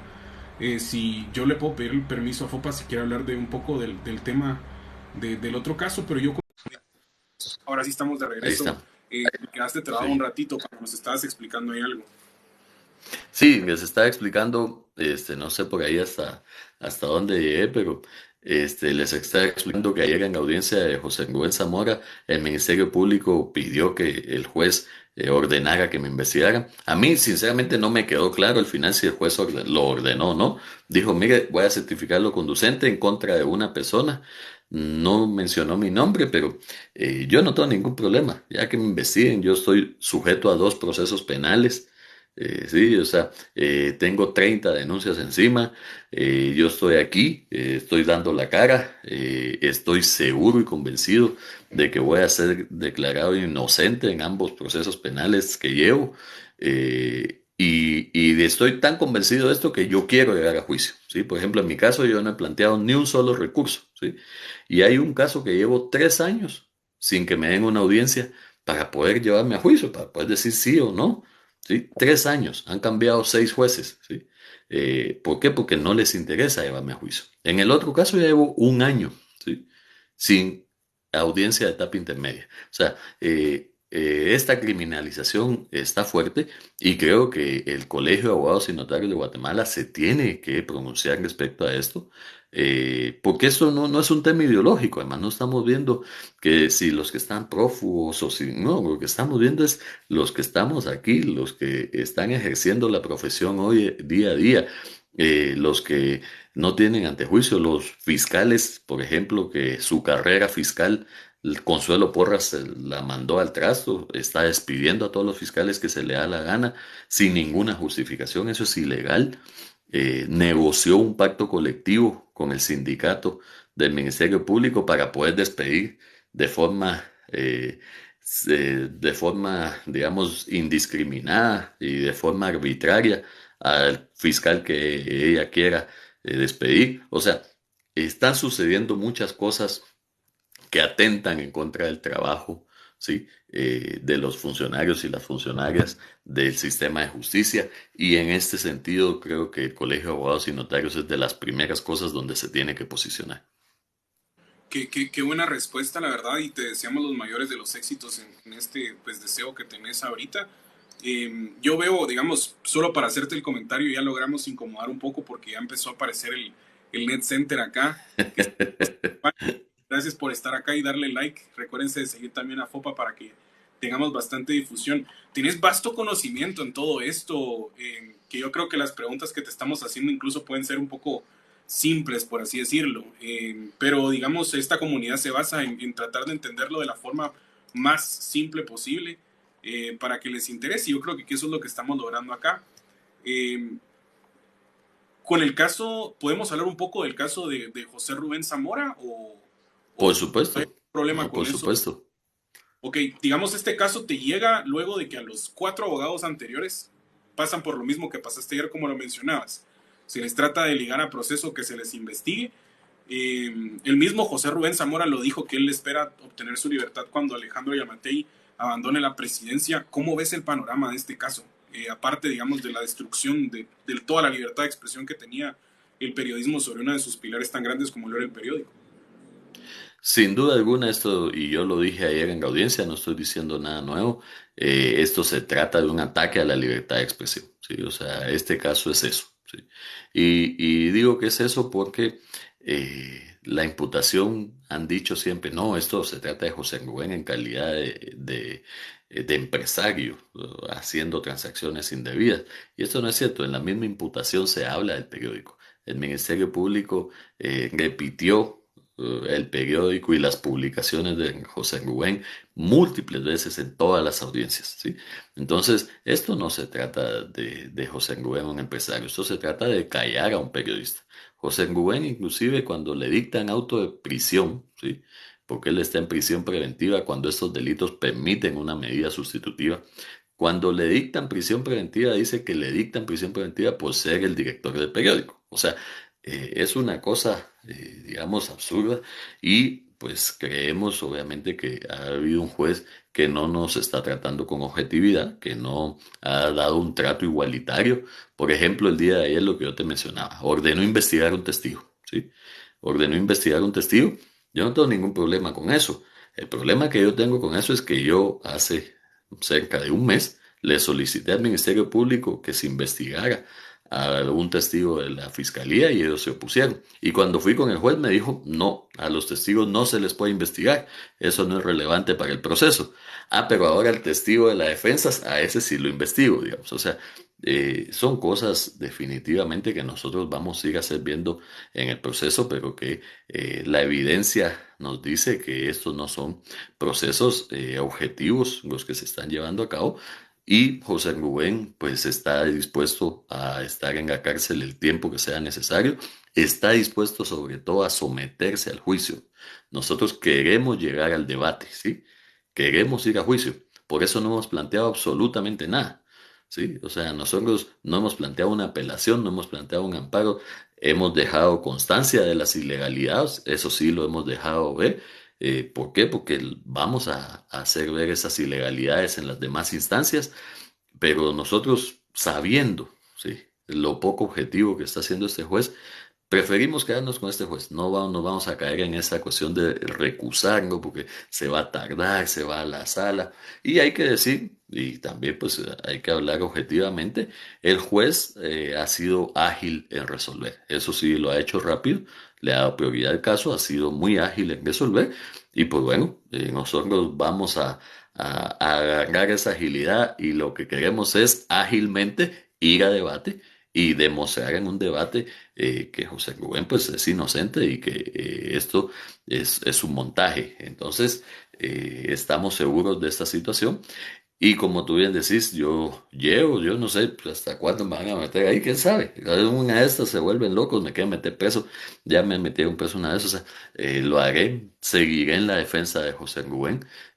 Si yo, cuando yo participé en la elección pasada para el Colegio de Abogados y Notarios, ¿sí?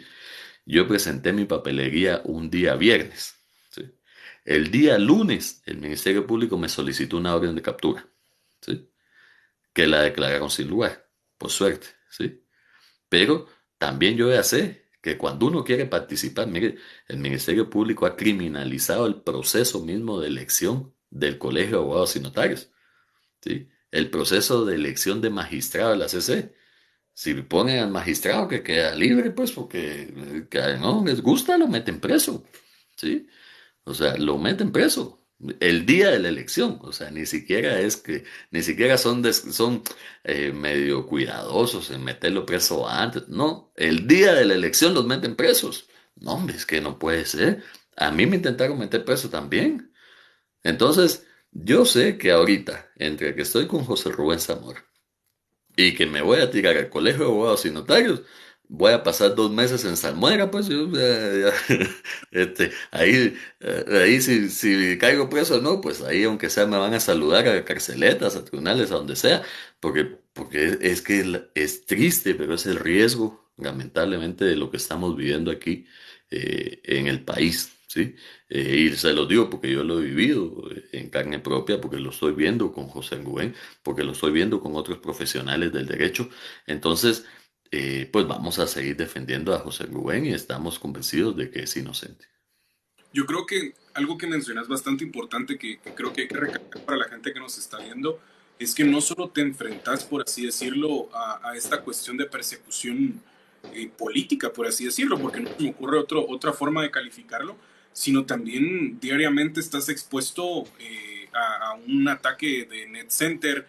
Sabes que tenés a 2 personas de la Fundación contra el Terrorismo muy pendientes de lo que estás haciendo y considero yo que es bastante importante hacer este contraste, por así decirlo. Cuando se hacen las cosas bien acá, incluso creo que hay una presión más fuerte de que están juzgando, digamos, o viendo cada error que se comete porque pesa más, ¿verdad? Porque son personas honorables, por así decirlo. Que cuando son personas que sí cometen actos de corrupción, pues no se condenan tanto porque se tiene la costumbre. ¿Cómo ves, digamos, a José Rubén sabiendo que estar en la cárcel, como vos mismo lo has dicho, no es fácil? Sabiendo que tiene muchas personas a las cuales puede que no les haya agradado, como vos también las tuviste cuando estuviste en prisión, creo que una vez lo hablamos, ¿verdad? Que tenías al líder de una mara que le diste 200 años. ¿Cómo ves las garantías de seguridad que tiene José Rubén? O sea, ¿sí se le está tratando bien? ¿Él está bien? ¿O alguna cuestión que cabe recalcar acá? Yo creo que la cárcel, obviamente, en Guatemala, sobre todo, no es un lugar digno, les diría que para nadie, ¿sí? Y eso sí es un tema que también hay que mejorarlo para todo el mundo. O sea, no es un lugar digno para nadie. Salvo aquellos que tienen mucho poder y que llegan a Mariscal Zavala a hacerse un apartamento privado o tienen una casa privada, pero esos son, los cuento con los dedos de las dos manos, tal vez me sobran por ahí, ¿sí? Pero eso es mucho. La generalidad en realidad del sistema penitenciario es deshumanizante, es denigrante, es lo peor de lo peor que uno pueda pasar aquí y lamentablemente muchos guatemaltecos pasan, algunos con razón y otros inclusive sin razón, pudiendo evitarse que pasen en el sistema penitenciario. Entonces, José Rubén, dentro de toda esa realidad, debo decir que no está tan mal, sí hay que decirlo también, el sistema penitenciario, pues por lo menos le está brindando algunas garantías de seguridad, tiene un espacio aislado, pero obviamente este espacio no es un espacio cómodo, pues no es algo que sea... eh, pues por decirlo de alguna manera, no sé, no es algo que donde él esté tranquilo o que esté cómodo ahí, ¿verdad? Definitivamente siempre está en esa situación que hay, también hay que decirlo, ha habido ciertos hostigamientos, ciertas cuestiones, por ejemplo, conteos, él me dice, mire, es que aquí me hacen conteo a las 4 de la mañana, yo creo que cuando yo estaba el único conteo que hacían era a las 6 de la tarde y a las 6 de la mañana, digamos. No sé por qué ahora a él le hacen un conteo a las 4. en medio de la madrugada, por ejemplo, ¿sí? Y a nadie más le has encontrado a las 4. Hay ciertas acciones de hostigamiento que obviamente él sabe que es eso, ¿verdad? Pero en la generalidad debo decir que el sistema penitenciario pues sí se ha encargado bastante de su seguridad y de tener medidas pues que garanticen por lo menos su integridad física. Ya, ¿qué tanto afecta? Esta pregunta tal vez es un poco, eh, es una duda que todo el mundo tiene. ¿Qué tanto afecta la declaración de una de las manos derechas de José Rubén Zamora? Eh, y una de las cosas que más me llama la atención es que obtiene la libertad de forma inmediata, por así decirlo. Era algo que ya se había acordado previamente con el Ministerio Público, si no estoy mal. Sin duda alguna, ella negoció con el Ministerio Público. A nosotros no nos afecta en nada esa situación. El mismo José Rubén Zamora lo declaró ayer, que él estaba contento, satisfecho de que ella salga de prisión. Es una persona que ha sido hostigada, criminalizada por el simple hecho de hacer su trabajo. Yo lo he vivido, inclusive, miren, yo le digo en mi caso particular, por uno de los dos casos donde estoy ligado a proceso, han habido varias personas, de hecho son 9 personas que han aceptado los cargos con tal de salirse del caso, no quieren saber nada, saben que en muchos casos han sido arrastrados por mi persona, e inclusive muchas de esas personas lo que declaran, pues yo estoy tranquilo porque en mi caso me van a exculpar a mí y en el caso de José Rubén también va a ser exactamente lo mismo. Lo que doña Flori declara, creemos que así fue, no hemos discutido absolutamente nada de esto. De hecho, nuestra estrategia, y lo dijimos ayer abiertamente y se los puedo decir, es que los hechos que el Ministerio Público está relatando en el tema del lavado de dinero sí sucedieron. Ahora bien, eso no es lavado de dinero si el dinero proviene de una fuente lícita, ¿sí? O sea, esto es bien importante aclarárselo a la población, porque uno puede hacer ciertas transacciones, y hablemoslo abiertamente, uno puede hasta simular ciertas transacciones. Y José Rubén Zamora simulaba transacciones comerciales por 2 razones, ¿sí? Fundamentales. Una, proteger a sus fuentes de información, ¿sí? Y la segunda, proteger a sus fuentes de financiamiento. Y si no, miremos lo que pasó en la audiencia de ayer, ¿sí? O sea, nosotros llevamos al testigo, llevamos a la persona que llevó los cheques, las copias certificadas del Banco Industrial. El Banco Industrial ya le pidieron un informe y dice, sí, es cierto, esta persona sacó dinero, ¿sí? Sacó 240,000 quetzales del Banco Industrial, ¿sí? Los sacó en efectivo, los retiró esta otra persona, ¿sí? Y los retiró 2 días antes de que detuvieran a José Rubén, un día antes de que José Rubén le diera el dinero al señor. O sea, esas son pruebas que no se pueden fabricar, pues, o sea, uno no está aquí en el Banco Industrial, mire, fabríqueme por favor estados de cuenta y cheques y transacciones. O sea, eso es imposible de fabricar, ¿sí? El testigo llega al MP, declara todo esto, dice que pues le dio el dinero a José Rubén porque al final pues le está comprando un cuadro y está haciendo una transacción comercial. José Rubén no quería revelar quién le da dinero. ¿Por qué? Porque automáticamente cuando él revela quién le da algo de dinero, es investigado, es criminalizado. Y esto es lo que sucedió. ¿Sí? O sea, la misma actitud del Ministerio Público le da la razón a José Luis. Y dice, señores, y el Ministerio Público pregunta, y ese es otro tema, en la misma audiencia, y lo dice el mismo querellante adhesivo, dice, ¿por qué alguien va a pagar 19% más de impuestos? ¿Sí? Porque de hecho, cada vez que José Rubén hace eso, tiene que pagar más impuestos. ¿Sí? O sea, ni siquiera es que pague menos o que lo esté haciendo, no, de hecho paga más impuestos, ¿sí? Y entonces José Rubén termina pagando más impuestos para proteger a la gente que le da dinero a él, para proteger a sus fuentes de información, que es vital siendo uno periodista, ¿sí? Sí, y más con la información que José Rubén ha manejado durante todos estos años. Pues. El periódico, lo hablábamos hace un rato, ha sido referente en muchas investigaciones. Si José Rubén no hubiera publicado que Juan Carlos Monzón era el líder de una organización en las aduanas, posiblemente nosotros nos hubiéramos pasado muchísimo más tiempo escuchando, investigando, rompiéndonos la cabeza, diciendo quién pisaba será JC, perdón por lo de JC, pero entonces así de importante ha sido, ¿sí? Sí se puede decir que ha tenido una incidencia en la vida política, social del país con sus notas, ¿sí? Y eso ahora, pues obviamente le están pasando una factura. Yo creo que muchas personas acá desconocen, Fopa, gracias por esa respuesta, que el peladero es eso, ¿verdad? Es periodismo sin protegiendo una fuente y por eso no puede ser una nota comprobada con respaldo, por así decirlo. Una de las cuestiones que tal vez yo te preguntaría es cómo ves el panorama para Chepe Zamora en el aspecto por así decirlo. Yo te lo pongo un ejemplo. Me causa bastante conflicto el hecho de que es capturado en una semana después de que se publican las primeras historias de cómo el presidente Yamatei recibe sobornos por parte de empresarios rusos, por así decirlo. Es la primera vez que Chepe Zamora tiene su primer intento de censura y ahora lo vemos nosotros con una sanción que pone Estados Unidos hacia los mismos empresarios por las mismas razones. Entonces ahí se encuentra un punto a favor, por así decirlo, donde se comprueba nuevamente la incomodidad que le causaba el Estado. Pero ¿cómo miras ahora el panorama? O sea, ¿sí crees que se cumplan las palabras de Chepe cuando ayer nos menciona que él considera que va a obtener la libertad hasta que Yamatei esté fuera del poder? Pues yo creo que yo esperaría que no sea así, ¿sí? Yo esperaría que no sea así. Obviamente sabemos que entramos a un año electoral. 2023 va a ser un año netamente electoral. Y dentro de ese año electoral también el presidente suele perder el poder un poquito antes de dejar el poder, ¿sí?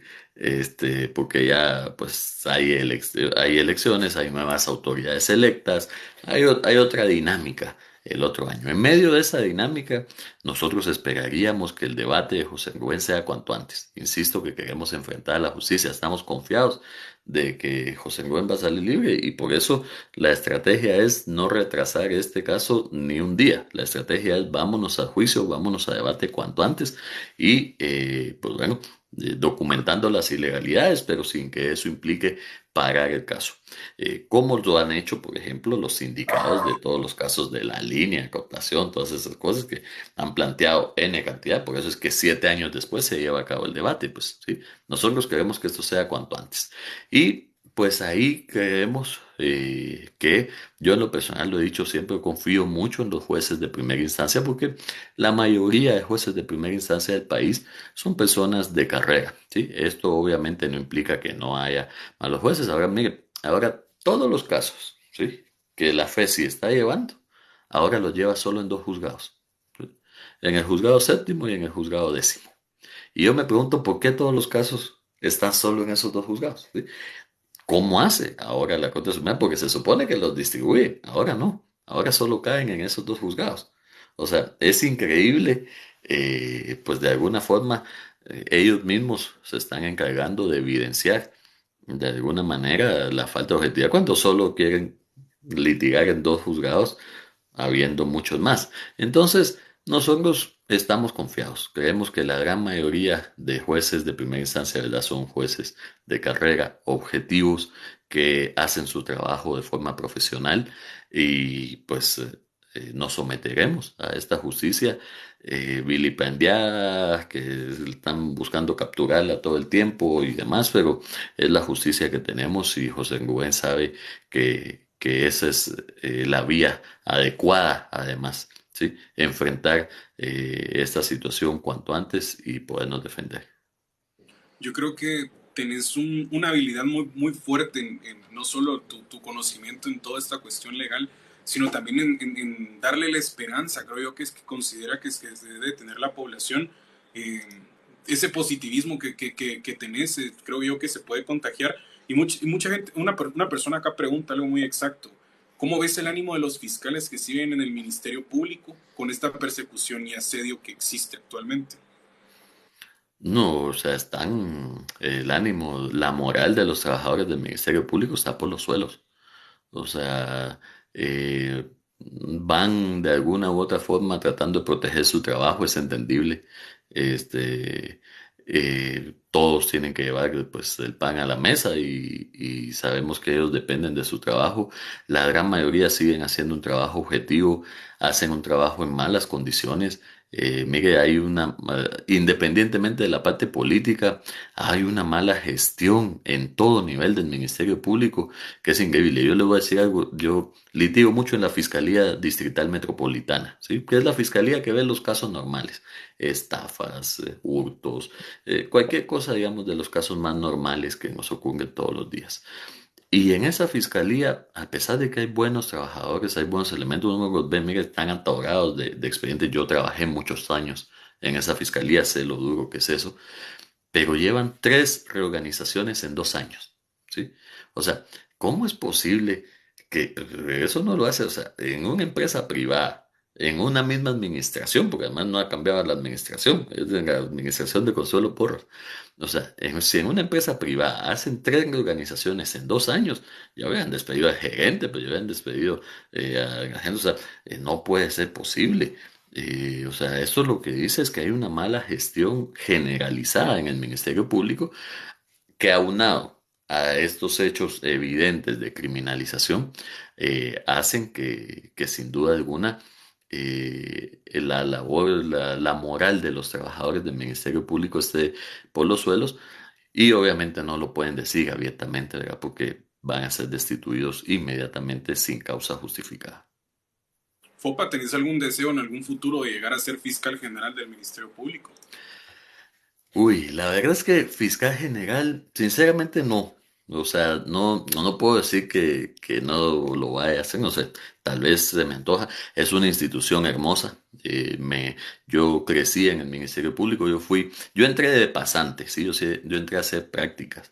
Yo saqué copias, manejé cargos, fui chofer, fui ayudante, archivador. Yo hice de todo, yo empecé en el puesto más bajo que había en el Ministerio Público, en la Fiscalía, insisto, empecé pasante, después fui oficial 1, oficial 3, auxiliar 1, auxiliar 2, agente fiscal. O sea, yo hice toda la carrera fiscal que podía haber hecho ahí y esa es una institución muy noble, con mucha gente y que puede hacer muchísimas cosas buenas por el país. La verdad es que yo de las satisfacciones que me llevo en algún momento en la Fiscalía de Delitos contra la Vida, creo que fue donde nosotros pudimos ayudar más directamente a la gente, ¿sí? En 3, 4 años que yo estuve ahí, las tasas de impunidad bajaron a la mitad, empezaron a resolver ese caso, los homicidios han disminuido a la mitad en todo el país a lo largo de 10 años.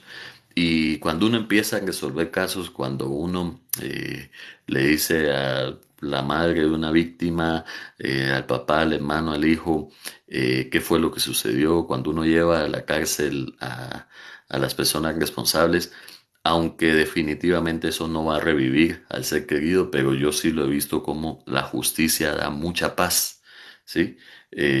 A las personas que logran cerrar ese círculo, ¿sí? Que han sido víctimas que son agraviados de la violencia y que logran cerrar ese círculo. Por el contrario, también he visto lo que genera la impunidad, ¿verdad? O sea, también he visto la parte fea de no poderle dar una respuesta a, a las personas con relación a quien mató a su hijo, a su hija, a su familiar. Y estas personas nunca encuentran esa tranquilidad, nunca encuentran esa paz. Y aquí no debería dejarse de resolver ningún caso. El Ministerio Público mejoró muchísimo, pero ahora, por ejemplo, algo que es evidente de esta gestión, están archivando los casos de homicidios y asesinatos a los 20 días. ¿Sí? La fiscal general sacó una circular que dice que todo se tiene que archivar a los 20 días si no hay responsable. Y entonces están archivando los homicidios y los asesinatos a los 20 días. Por experiencia te digo, una investigación así lleva meses, a veces hasta años, y no es posible que las estén archivando a los 20 días. O sea, y eso es por política de la fiscal general. O sea, es increíble. Esto solo está aumentando la impunidad. Por primera vez, por primer año, este año van a aumentar los muertos con relación al 2020 y al 2019. O sea, estamos retrocediendo, ¿sí? Con este gobierno y con esta fiscal general y con este ministro de Gobernación, vamos a retroceder en estos temas, ¿sí? Algo que veníamos haciendo bien. Hasta el mismo Otto Pérez fue efectivo en eso, porque esto empezó en el gobierno de Colón, después con Otto Pérez siguiendo bajando, con Jimmy Morales siguieron bajando, ¿sí? Pero ahora con Yamatei van a empezar a repuntar, están repuntando de nuevo los homicidios. Esta es una clara evidencia de esa política de impunidad de la fiscal general y de la mala administración del sistema de justicia. Yo creo que, así como lo dicen acá en los comentarios, son datos muy dolorosos. Creo que Guatemala necesita mucha esa paz. Ya te quité 1 hora y media de tu tiempo. No No, no, no, no hay problema. No, no lo sentí, no lo sentí. Eso que sí ya me están esperando ahí para algún convivio. Sí, listo. Es lo último. Si querés cerramos con esto. Eh, Estamos en época de fiestas. Mucha gente ahorita logra incluso tener esa opción de ignorar un poco la política para descansar de todo esto. Eh, ¿Con qué mensaje te gustaría cerrar para la gente? No solo que ya no tienen esperanzas en que Guatemala tenga un rescate, sino que, digamos, perdieron cualquier esperanza de que Guatemala se va a levantar. ¿De qué forma crees que podemos empezar a organizarnos y a construir entre todos? Me imagino que de alguna u otra forma podemos apoyar tu labor o el labor que hacemos acá en las redes sociales, ¿va? Entonces, te dejo el espacio para que cerremos si querés. Gracias. Primero, miren, disfruten a la familia, disfruten a sus seres queridos. Esta es una época especial para eso, se presta y obviamente no, no hay nada mejor que eso. Yo creo que eso nos da apoyo, nos reconforta, eso es lo que nos sirve de gasolina, combustible para el motor, para después hacer cualquier otra cosa. Dicho esto, eh, hay varias cuestiones que se pueden hacer. Primero, involúcrense, por lo menos vayan a votar, ¿sí? Por lo menos empadrónense. Puede ser un primer tema. Saben que hay muchísimos jóvenes que no están empadronados en el país, que pudiendo votar no están votando. Y me refiero especialmente a los jóvenes, porque esa es una red social donde hay muchos jóvenes. Por favor, empadrónate, aunque sea para después ir a votar. Segundo, ejercer los derechos ciudadanos es eso, es votar, elegir, ser electo, es involucrarse también uno en distintas decisiones. Por ejemplo, si son profesionales, involúcrense en sus colegios de profesionales. Yo sé que la mayoría de colegios profesionales no sirven para nada, así como el nuestro. Sinceramente uno piensa que es un gasto innecesario estar pagando una colegiatura, pero no es cierto, hay dinero, se pueden tener prestaciones, se pueden mejorar, o sea, hay cosas donde a veces un voto puede hacer la diferencia. Y créanme que también involúcrense más en la parte profesional, involúcrense más en esos aspectos que a la larga van a tener un beneficio, una incidencia directa en ustedes, porque los colegios profesionales, por ejemplo, tienen planes de prestación y esos planes de prestaciones puede ser mi jubilación en un futuro. ¿Qué va a pasar con mi jubilación? Empezar a preocuparnos un poquito por eso, ser un poquito más activos en la parte de la política, en la parte del gremio, estar siempre con la familia, insisto, eso es fundamental para cualquier cosa que uno quiera hacer y sobre todo, no perder la fe, ¿sí? Saber que también los tiempos difíciles también pasan, saber y apoyar a aquellas personas que quieran hacer las cosas distintas, que quieran hacer las cosas con transparencia y sepan que a veces hay formas de apoyar anónimas, ¿sí? O sea, el voto es la forma de apoyar más fácil y más segura, ¿sí? Porque es anónima. Sí, porque nos da la posibilidad de que no importa si usted no lo dejan salir a manifestar, porque sé que hay muchos que no los dejan salir a manifestar en sus trabajos, les quitan las fuentes de ingreso, los despiden, los sancionan, ¿sí? Pues no importa, manifiéstese de otra forma, manifiéstese hablando con su familia, organizándose, participando en las decisiones de su comunidad, en las decisiones de su barrio, de su aldea. Mm, De la voz, por lo menos esté, por lo menos involúcrese un poco y pues tratemos de no dejar que todas estas decepciones, que toda esta impunidad nos llegue tanto al corazón, ¿verdad? Porque eso es lo que quieren ellos, lo que quieren es desesperarnos, lo que quieren es matarnos la esperanza, la poca fe que nos pueda quedar. Y pues, insisto, no sé si utópicamente, ingenuamente o demás, pero yo siento y creo y todavía percibo que hay muchísima gente con ganas de hacer las cosas buenas y hay mucha gente que lo único que necesita es un empujoncito para hacer algo bueno por su familia primero, por él mismo, por su comunidad y por el país. Fopa, como siempre, un gran honor hablar con vos, mucho conocimiento adquirido siempre. Segunda vez que hacemos un live, espero que no sea el último. La gente acá te está deseando lo mejor. Siempre está el Net Center ahí pendiente y como siempre lo he dicho yo, cuando están pendientes es porque los mandan. Esperemos que hayan tenido las respuestas Sí. que las querían, como siempre. Pues por lo menos tal vez les ayudamos con su aguinaldo, hombre. Uno no sabe. Y se están ganando ahí algún dinerito extra para su aguinaldo. También saludos para el Net Center. Cabal. Pues nada, Fopa, nada más desearte lo mejor, éxitos en tu futuro político, en el trabajo. Y no sé, tal vez esperamos hablar el día que miremos qué pasa con Chepe Zamora ahí. Espero yo que me des la exclusiva. No, con gusto, hombre, con gusto. Ya saben que va a ser un honor para mí y seguimos platicando. Gracias, Fopa. Hasta luego siempre. Feliz noche. Vamos a ver. Ya no sé cómo salir. Bueno, como ustedes pudieron haber visto, como vieron, ya nos están ahí.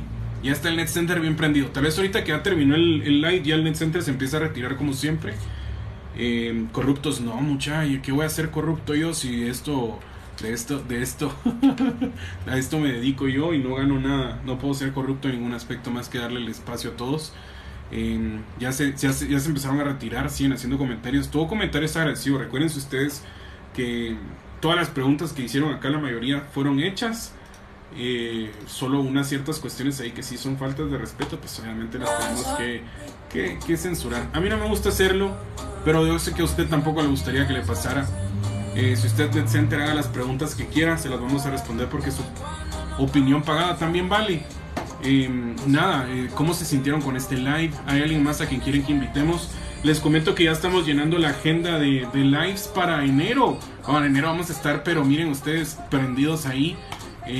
Muchos candidatos a diputados, muchos diputados ya pues han mostrado cierto interés en subirse aquí a platicar con nosotros. Seamos 70, 80, 90, 100 personas se han mostrado interesados y como ustedes lo pudieron ver acá, que ya existen cuentas así, pues prueba nada más que seguimos incomodando y seguimos haciendo el trabajo. Para mí siempre es un gusto compartir tiempo con ustedes. Víctor Javier, la pregunta que me estás haciendo está un poco pendiente por parte de muchas cuestiones acá. No les quiero dar falsas esperanzas, pero yo creo que eso no va a pasar.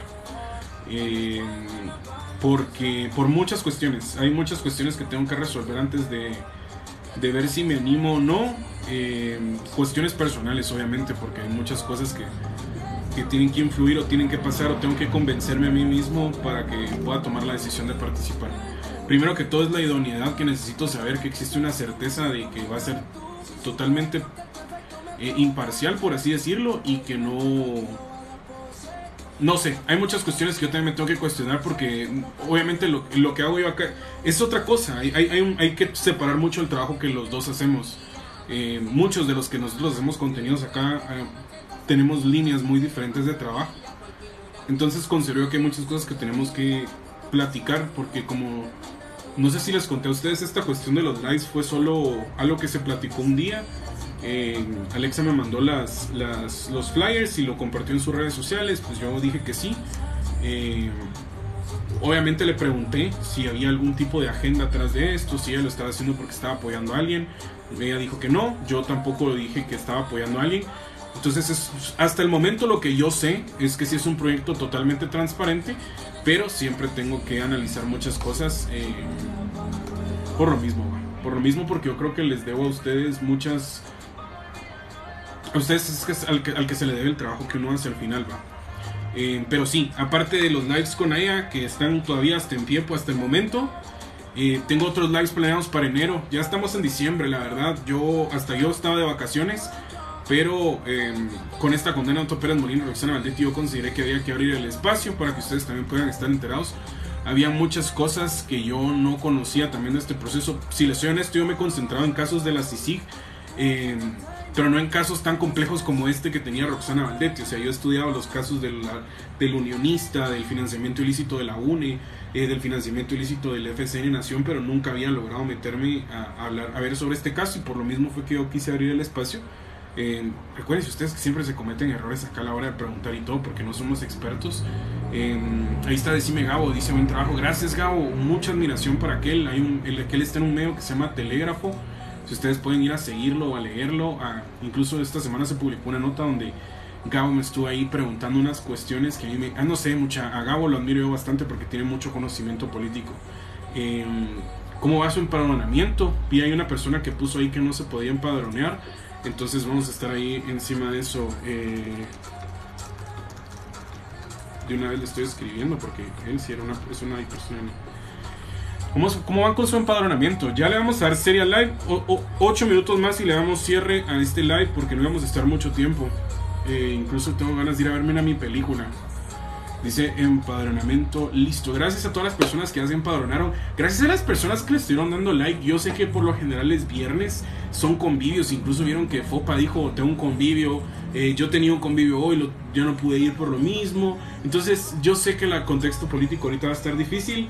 Estoy subiendo videos molestando solo para que el algoritmo me mantenga ahí. Entonces no estoy haciendo nada serio. Ustedes le pueden ir dando like. No es un contenido que vaya a tener mucha información, sino solo lo estoy haciendo para no perder la vigencia del algoritmo de TikTok. Dice, te comento que un familiar trabaja en la TSA y la gente no se quiere empadronar. Sí, y es que eso va a pasar. Pero yo considero que hemos hecho bastantes cosas, mucha. Yo considero que como comunidad hemos logrado bastantes cosas las veces que nos hemos unido. Recuérdense que la primera vez que conseguí una entrevista con Fopa fue porque ustedes fueron los que me apoyaron. La entrevista que se dio con Samuel también. Tuvimos la entrevista con Edgar Batres también. Lucrecia Hernández Mac ya me confirmó una entrevista para enero. Ya confirmé una entrevista también con Manuel Villacorta. Eso, es que eso me tenía que recordar yo. Miren pues, para poder hacer un live en TikTok, yo la verdad no lo estoy haciendo por darle seguidores, sino para que ustedes me ayuden a mí a poder tener esa entrevista. Para poder hacer un live en TikTok se necesitan 1000 seguidores del otro usuario. Y tristemente Manuel Villacorta no maneja mucho su red social. Entonces no tiene muchos seguidores en TikTok y no podemos hacer live. O sea, lo único que me está deteniendo a mí en este momento de hacer una entrevista a Manuel Villacorta es que él no tiene los seguidores que necesita. Entonces si ustedes chance van a la cuenta de Manuel Villacorta, si quieren, obviamente no se lo estoy pidiendo, solo vayan a seguirlo para poder llegar a los 1000 y así podemos hacer una entrevista con Manuel Villacorta. La entrevista con Lucrecia Hernández Mac me la consiguió el ambientalista Chapín. A él se le debe esa entrevista, ¿saben ustedes por qué? Porque él fue el que se fue a Twitter y él pidió esa entrevista, y ella fue la que le respondió, y cuando yo miro que responde, pues eso, o sea, él fue el que me dio la oportunidad de tener esa entrevista gracias al ambientalista Chapín, que él también hace un contenido precioso y valioso. Dice, me necesitan contenido en Twitch. Ya se los juro, es que miren, es un proceso que yo me he estado dedicando en vacaciones a hacer. Si ustedes miran, ya estamos ahí, vamos viendo más o menos cómo está el setup. Acabo de cambiar de teléfono con una mejor calidad. Mi papá dejó de usar su teléfono y me dio y como yo lo arreglo todo, pues lo arreglé rapidito y ya tenemos teléfono. Perdí todos mis contactos, pero tengo teléfono. Acabo de comprar mi escritorio con el dinero que ahorré de unos trabajos, y ahorita lo próximo es el micrófono. Pero ya, o sea, falta muy poquito para poder estar en Twitch y poder estar ahí haciendo las transmisiones. Ojalá se pueda. Deberías de grabar las entrevistas y subirlas a YouTube. Sí, las voy a grabar. En realidad ya está el canal también en YouTube de Siempre Incómodo. Ustedes pueden ir a buscarlo. Está como Siempre Incómodo. Bueno, @Siempre Incómodo 9855. Así aparece. Pero si ustedes se van y buscan Siempre Incómodo en YouTube, les va a aparecer mi canal. Tiene la misma foto de perfil que tengo acá. Entonces ya cuando ustedes se meten ahí hay una entrevista grabada que fue déjenme ver con quién fue. No, fue un live que yo hice. En realidad era un live que yo hice solo para probar. Pero como estas entrevistas duran un poquito más de una hora, pesan como 2 gigas, entonces descargarlo todo, o internet de Guatemala y toda esta cuestión, se va a tardar un poquito. Entonces yo les aseguro que para el lunes esta entrevista ya va a estar. Sí, entonces si ustedes pueden ir, por favor, solo en eso necesito. El único que no me ha dado la entrevista todavía es Cristian Álvarez. Aquel no necesita el apogeo de redes sociales, aquel ya lo tiene. Necesitas, y el que ya jala su marita, aquel no necesita tal vez esta plataforma, y por eso tal vez no me ha dicho que sí, pero siempre vamos a estar insistiéndole ahí en la entrevista. Aldo también es una persona que no necesita redes sociales porque ya tiene su presencia, entonces esta plataforma tal vez no le conviene tanto. Aparte de eso, también vi varios comentarios acá. Recuérdense que lo que importa acá es el contenido, no la camisola o la playera o cómo se esté viendo la otra persona, sino lo estamos haciendo el espacio no para vernos bien porque no somos influencers, sino porque somos comunicadores. Entonces van a pasar estas cosas. Entonces, por favor, tenganos paciencia. Es un espacio bien orgánico, es un espacio bien pequeño que se creó. Estoy en la esquinita de mi cuarto mientras Katy está en la sala. Entonces no hay mayor trabajo en esto. O sea, es algo que se les está haciendo hace un montón. Entonces, solo, de verdad estoy muy agradecido por esto. Le empezamos a cierre a esto. Gracias, 35.300 likes, muchas gracias por eso. Le caímos duro al Net Center hoy también, les caímos mal. Y pues nada, mañana tenemos convivios. Les voy a dejar un video comidita mañana para molestarlos, para seguir en vigencia y en enero volver a entrar con todo. Entonces, cabal, el influencer. No existen los influencers. Yo no me considero influencer por lo mismo. Dice, me gustaría, Aldo podría informarnos de mucha corrupción en el Congreso. Sí, también Aldo, pero es que Aldo ya tiene sus redes. Yo una vez le pedí una entrevista y aquel se mantiene muy ocupado. Ahorita ni siquiera está en Guatemala, pues yo creo que ni siquiera está acá. O sí, o no sé, pero pues vamos a seguir intentando.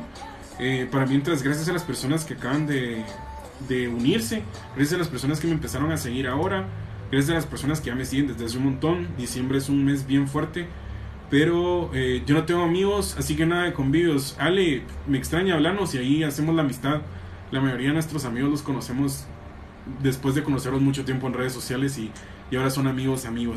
Entonces no tengas eso. Gracias por ser la voz de mucho nombre, gracias a ustedes por haber estado acá, gracias por los likes, gracias por las vistas, gracias por su tiempo. Para mí su tiempo lo es todo, mucha. A mí no me tienen que donar ni regalar nada, sino más que su tiempo. Y eso es lo que yo aprecio de ustedes. Qué gusto verlos a ustedes también. Qué bonito ver sus mensajes. Disfruten estas fechas, sean muy responsables, por favor. No tomen ni anden manejando. Por favor, se los ruego. Si tiene arma de fuego, no la tire al aire. Disfrute su familia, eso es lo que importa. Chupes, bares, fiestas, conciertos van a seguir habiendo todos los años. La familia no probablemente no va a estar todo. Sigamos entonces incomodando. Los quiero un montón, los aprecio. Recuérdense que ustedes importan, ustedes vale su felicidad. Si necesita ayuda, búsquela. No tenga vergüenza en pedir ayuda. Si no tiene con quién hablar, hábleme. Sabe que aquí tiene conmigo un amigo.